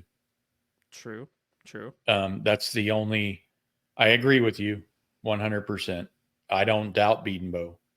Yeah. I don't doubt him, taking me and you and turning us into like third teamers if we walk on campus. That's just who he is. I got to put on about 100 pounds, but he could do it. No, I'm with you. The O-line, and I know you're going to get to Jackson Arnold here in a second, but the offensive line and Jackson Arnold are 2 question marks. So if this O-line does what it normally does, which the first couple of games of the year never look like the fifth and the sixth games of the year. Beatonbow's constantly moving people around, finding the right mix. So I'm certainly not judging how they play against Temple on what they're going to look like come Tennessee. Right. Yeah. But if they're, if they look awful against Temple, I'm not going to feel good about things, of course. I'm not expecting that by any stretch, even with resting some guys that may be banged up. I think we're going to do fine against Temple. But yeah, my only question mark is just the caliber of guys they're going to have to go up against week in and week out this year. That's the only reason I question them. I don't question Beatonbow's ability to, get 5 guys out there that are going to be good. Great. I just, he's been doing that for years, and that's his thing. So, yeah, it's just the competition only. That's it. I think those 3 interior guys are going to be road graders, and when you got to move 330-pound defensive linemen off the ball, displace them, open the B gap, and have a running lane. Like I don't think you can ask for better than Sexton, Weewu, and Hickman. I think it's gonna be. You have to establish that inside run game for if this scheme is exactly what we're thinking it is, and you can't ask for. There's 8 SEC games. There's only one other team, so that's could be comparable in Alabama. So there's 7 teams that we're going to be going up against that we will have the better interior O-line. 7. And that's a pretty dang line. If you're telling me every single time we're going over, we've from left guard to right guard, we're damn good. And if we got to find 2 guys and we're putting in Tarquin, a guy that Beatonbow knows, recruited, understands their game. Tarquin's got a chip on his shoulder from wasting a year at USC. I bet he's sick of it. He wants to go play in the NFL. He goes to Beatonbow. Beatonbow knows him. Like, he knows his game. And he's going to get that. Tarquin's going to get drafted because of Beatonbow. And if you got a draft pick at left tackle and you got from left guard to right guard studs, and that right tackle has plenty of time to figure it out until we get into the conference play. And that's why I'm not worried about O-line until I see it. I haven't been worried about the O-line. Even with all those kids, I was like, it was a lot of kids, a lot of guys that left. But I was like, yeah, we're going to be fine. Beatonbow's going to find his dudes. These are all conference players. Yeah, I know. Weewu, Hickman. If we didn't have these all conference players coming in, or all these guys with all the starts, these veteran dudes, and you can throw one out. The 2000 team didn't have a bunch of dudes on their line. They move guys. So O-line's going to be fine. Running backs are starting the year way better. Tight ends are going to be way more involved. Receivers, I'm not going to spend too much time with receivers. We spent 3 weeks with the guys. Right. They're going to be great. The number of vertical options that you have is unreal. There are so many teams, again, on our schedule, like South Carolina, LSU, Alabama, Texas. They're all hoping that they've got vertical options. They're hoping that Isaiah Bond fits into the system. They're hoping that, Kieran Lacey steps up. Kieran Lacey didn't really have to do much with Neighbors and Brian Thomas. They're hoping that guys step up and move. We've got the guy, Nick Anderson. He has, kind of a bum hamstring right now. He's going to get healthier. Burks is a monster. He's a tenacious badass when he's got the rock. Brennan Thompson cracked the starting role. I mean, there's so many vertical options that finding speed on these corners that we're gonna face on our schedule, like Tennessee, Auburn, who they're terrible. Like, they're not. Tennessee's starting like 5 new guys or whatever, according to some people on TFB. So right. I mean, we're gonna be a mismatch nightmare on the outside. So let's go to Jackson Arnold, right? And I kind of have to pair Jackson Arnold with Latrell. I mean, these two are tied to the hip all last year. Looking at Latrell, we've had the last 3 years, we've had 2 OCs check out. Riley checked out of the season. His offense went bland. You look at Lebby last year. He choked against Kansas. Ethan Downs won that game with that interception. He choked. He ran the ball to try to take out timeouts. When you're that close to the end zone, you throw the ball to the end zone to score a touchdown. The defense is coming onto the field cold, backed up to their 30, 40 yards. Instead, he choked. He got conservative and choked. We should have won Kansas. We should have won that game. Ethan won it for us. Littrell is not going to be checked out. He's going to continually evolve this offense as we go forward week to week to week. It's going to be super bland in temple. It's going to be a lot of just nines and posts on seams and stuff. But when we start getting into, there are going to be a lot more formations. There's going to be a lot more motion. It's going to be a little bit more getting up downfield. And I think as he continues to involve this offense, Jackson's going to go along with it. He's going to be like, why didn't we call this 2 weeks ago, man? Yeah. Let's go. Yeah. Jackson has the arm talent. If you look at those miscues in BYU and Arizona, he left football on the field because he didn't quite have the timing and the spacing down with his receivers. Nick Anderson beat his guy, and he would just all the arm talent to get there, and just couldn't quite. The timing wasn't down. But now that he's first team through spring, first team through summer, first team through fall camp, that timing is going to be down. The next 3 games, you could say he could. I would say here's going to be a game where he throws for like 3 or 4 touchdowns in these non-cons. He's going to get his timing down. Yeah. So, yeah, I agree with you on Littrell and Arnold kind of being their success is kind of, combined or whatever you want to call it. But I think Littrell will put Arnold in the right positions. He's going to cater the offense to Arnold's strengths. But despite that, I just think Arnold's just going to have, the growing pains and everything else. So Littrell can put him in the best position in the world and cater to his strength, but it's still going to be up to JFA, to execute. So I'm with you. I'm with you.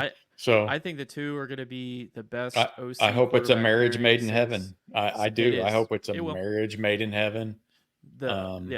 It's the best OC quarterback combination that we've had since Baker and Riley. Period. Yeah, that one was wicked. Oof. It will be. I just can't wait to see it. So some of the things I've got another prediction for Jackson Arnold's stats. He will be he will throw for 3,500 yards. He will throw for 34 touchdowns. He'll throw for 8 interceptions. He'll rush for 300 yards and have 6 touchdowns on the ground. So 40 and 8 is what I just heard. 40 total touchdowns and 8 picks. Yep. So he's going to New York, is what you just told me. I think it'd be one up. I think he'd be up. I don't know if they take 3 or 4. Nah, I think Nico's gonna have a great year. I think Carson. Him and Dylan Gabriel can meet up in New York and hang out together. Dylan Gabriel will be. I could see Carson, Dylan, because Dylan's gonna pad stats like crazy. But Dylan, Carson, Nico, Jackson, and possibly Dart. There might be a running back in there too. Yeah, Nico's not going to make it to New York because he's going to be licking his wounds after September 21st and won't make it. Yeah. So, with that in mind, the team summary ish, I have OU tied for second at 10-2 with Alabama. We beat Alabama. Yeah. So what does that mean, 2. Brad? That means we're going to the SEC championship. Yep. To play Georgia. Yep. Wow. Yep. And that would be, if that's, gosh, so if we go to the SEC championship and get beat by Georgia, and we finish 10-3, and for some crazy reason we don't make the playoffs, I'm just saying. No. Yeah, just yeah. I'll take that as a very good season. Yeah. Of course, we'd probably make the playoffs, but I'm just letting you know, Sure. if we go Yeah. 10-2 in the regular season and lose by 10 points or less to Georgia in the SEC championship, that's a season I would take. Yep. 9 times out of 10. I got them 10-3 at the end Okay. of the championship, and then going to the playoffs, winning a playoff, and then going like 11-4. So they'll win their first matchup against most likely a Big Ten team, and then have to either replay. They'll have to play someone real, either Ohio State or even Georgia again, depending on how I'm looking at this. So, right. Yeah, I think we're good. I think that would be awesome. 10-2 would be great. Yeah. The other thing I have is I've got a 5-team tie with 9 wins between LSU, Tennessee, A&M, Ole Miss, and Missouri. Where's Texas? I did not hear Texas. Texas is an 8-4.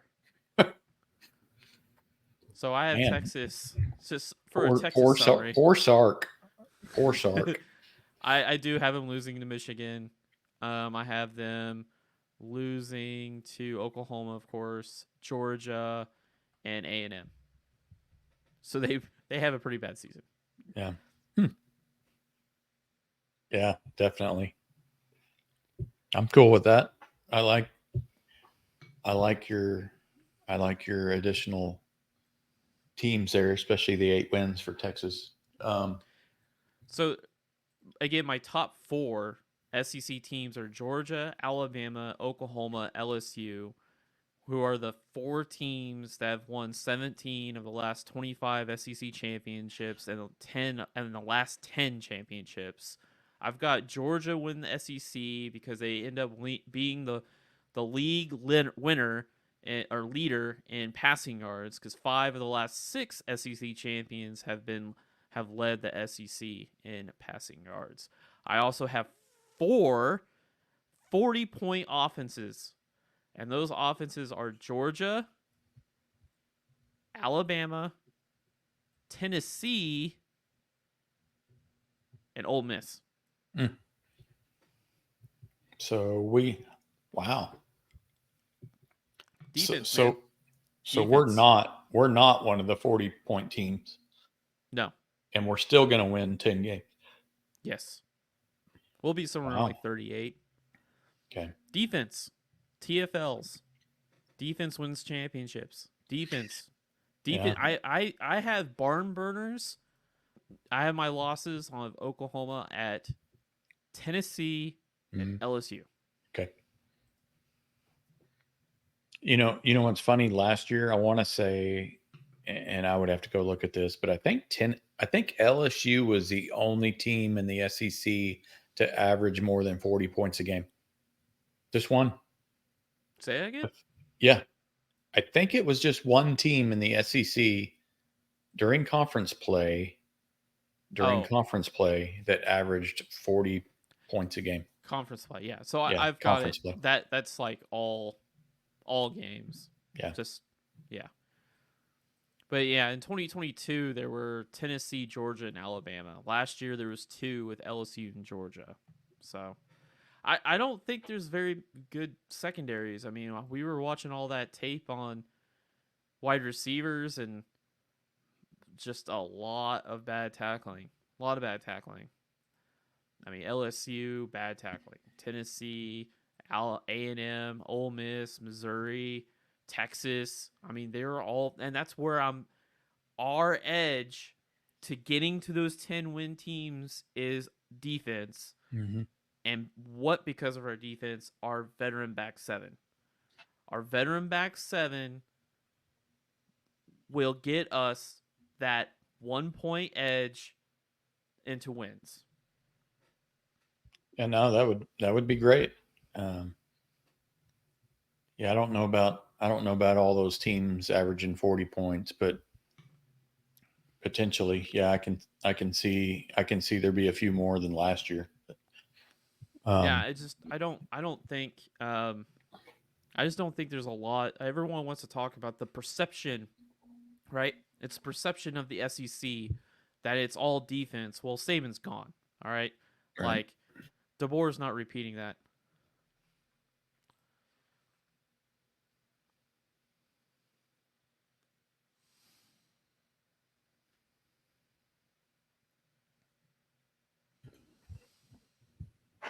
Sorry. Oh, so like the 40-point games, like, or 40-point teams, you know, the perception of the SEC is that it's defense. It's, defense is just going to swallow you up and spit you out. But over time, from like 2013 all the way to 2023, we've seen more and more teams score more points. Like, offense is really taking a hold of the SEC. And now adding Oklahoma and Texas to it, and the fact that the SEC sent a ton of defensive draft picks to the draft, as they do every year. I'm thinking we're gonna have a lot of wild, chaotic, barn burner type games, like a lot, and it's gonna take a defense that makes that one play in a drive to seal it or win it. And so I've got shootouts with Ole Miss. I've got shootouts with Ole Miss, Missouri, and Tennessee going over 40 points. Mm-hmm. And I'm with you. I would rather it come down to our defense sealing the victory than our field goal kicker making a game-winning field goal. I'm just not there yet. So, yeah. If our defense is, backed against the wall or whatever and needs to make a couple of plays, I'll feel good about that, being able to seal a few victories along the way. So, yeah, man, there's the expectations of the defense, and it's not just you and I, it's former players, coaches, whatever, are just off the charts this year with our defense. People are saying it could be the best we've had in 15 years, the best we've had in 20 years, 24 years, whatever. It just, the expectations for the defense are up there. So I know that's what everybody's going to be expecting, is them to come out every week and have that physical, punishing, relentless, suffocating defense every week, that we keep talking about. But we talk about those how he delivers on promises, and that's what he's been talking about, and that's where I believe in him, because he hasn't nothing he's said has gone against that at all. Like, I really do think that this defense is going to look very, very, very similar to Clemson. Very similar. And everyone's going to be like, oh, where's our edge play? We're going to see it. Edge play is going to be there. PJ is going to have a great year. RMT is going to be healthy. We are going to have a TFL-like season on defense. And we're going to have a back 7 that's great. Yes, they get into shootouts. They're going to get into a couple shootouts for the year, but they are going to be at 20 point per game. On Friday, Temple ain't scoring. I've got bets out there right now. Temple ain't scoring a point. Temple's not scoring. I'll take some of that, the other side. Houston, I don't even think Houston might not score. I mean, we've got three non-cons where realistically they're going to score 0 or 3 or 7, and that's it. They're not going to. We're gonna have to throw out our walk-ons for them to go out there and score. Yeah, so we're gonna have third teamers out there, especially this week, playing a little bit in the last quarter. So that's why I wouldn't be pitching a shutout with anybody or anything like that. But no, I'm with you. I even think our third team and walk-ons are gonna make sure that they get the shutout against Yeah. Temple. Believe I hope that. so. They're gonna go get some ass whooping, man. They're gonna go I whoop some ass. Yeah, a shutout, and Temple's offense never making it across midfield. Can you imagine? Can you Yeah, that'd be imagine great. Yeah. what we're Yeah. talking about next week? Or be like, see, this is what we're talking about.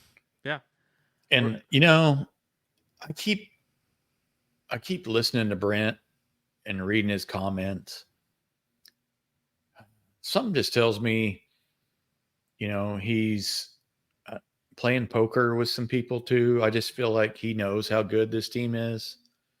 I don't think we're going to see a lot of, extra aggressive, blitzing or whatever these first few weeks. I think he knows what he has.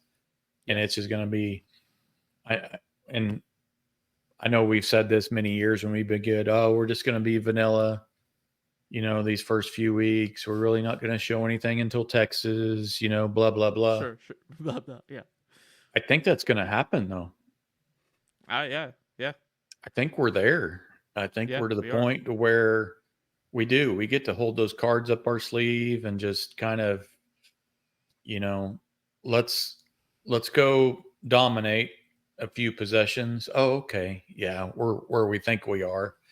And then all of a sudden, pull back a little bit and just hand it off for the next, 12 plays and just let that running game take over and see what that looks like, for a change. Yeah. But yeah, no, it's all about that offensive line and Arnold on what this team and how far it's going to go. So I hope we're right. I hope those questions are answered here in a few weeks. Yeah, this is going to be a wild ride. I'm glad that we're finally finished. We started this pod and I was like, man, this summer's going to go by quick. And it did with this pod, which was awesome. And to finally be there, right there, knocking on the door of playing Temple and start the season. And I just have belief in this team is going to be good. I've tried to take my crimson colored sunglasses off quite a few times, and hey man, think you can borrow mine if yours ever break. If you ever lose yours, you can borrow mine. I got mine waiting here.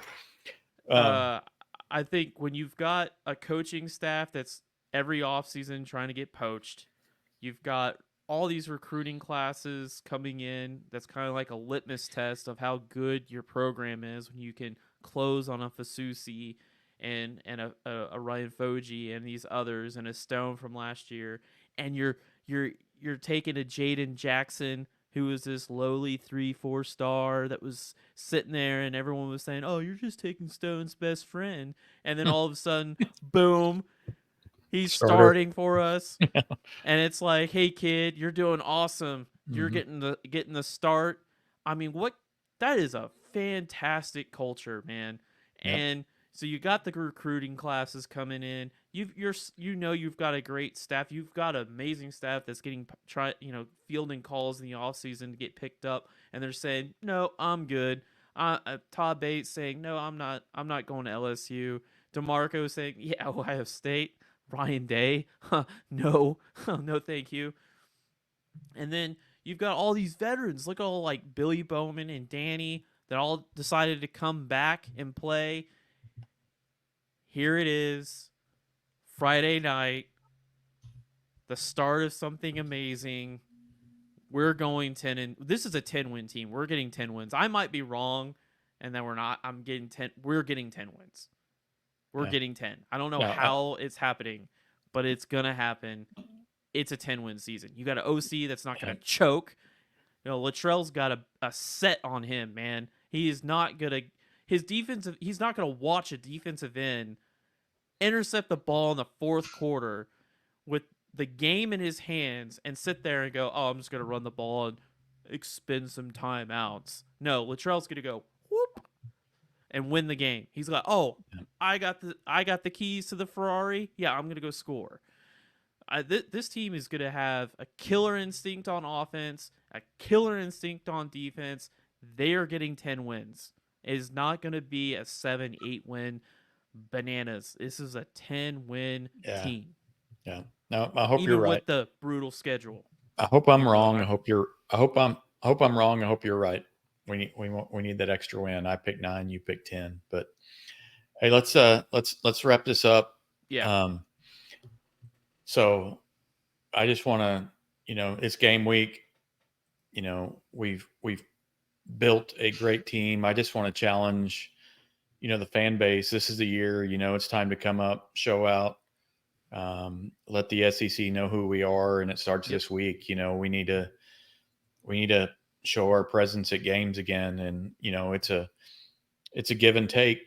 The product on the field needs to play good, and we need to show them the love, and it's back and forth the whole game. So time to be loud. Time to be loud. Loud and proud this week. Let's start. Loud, loud, loud.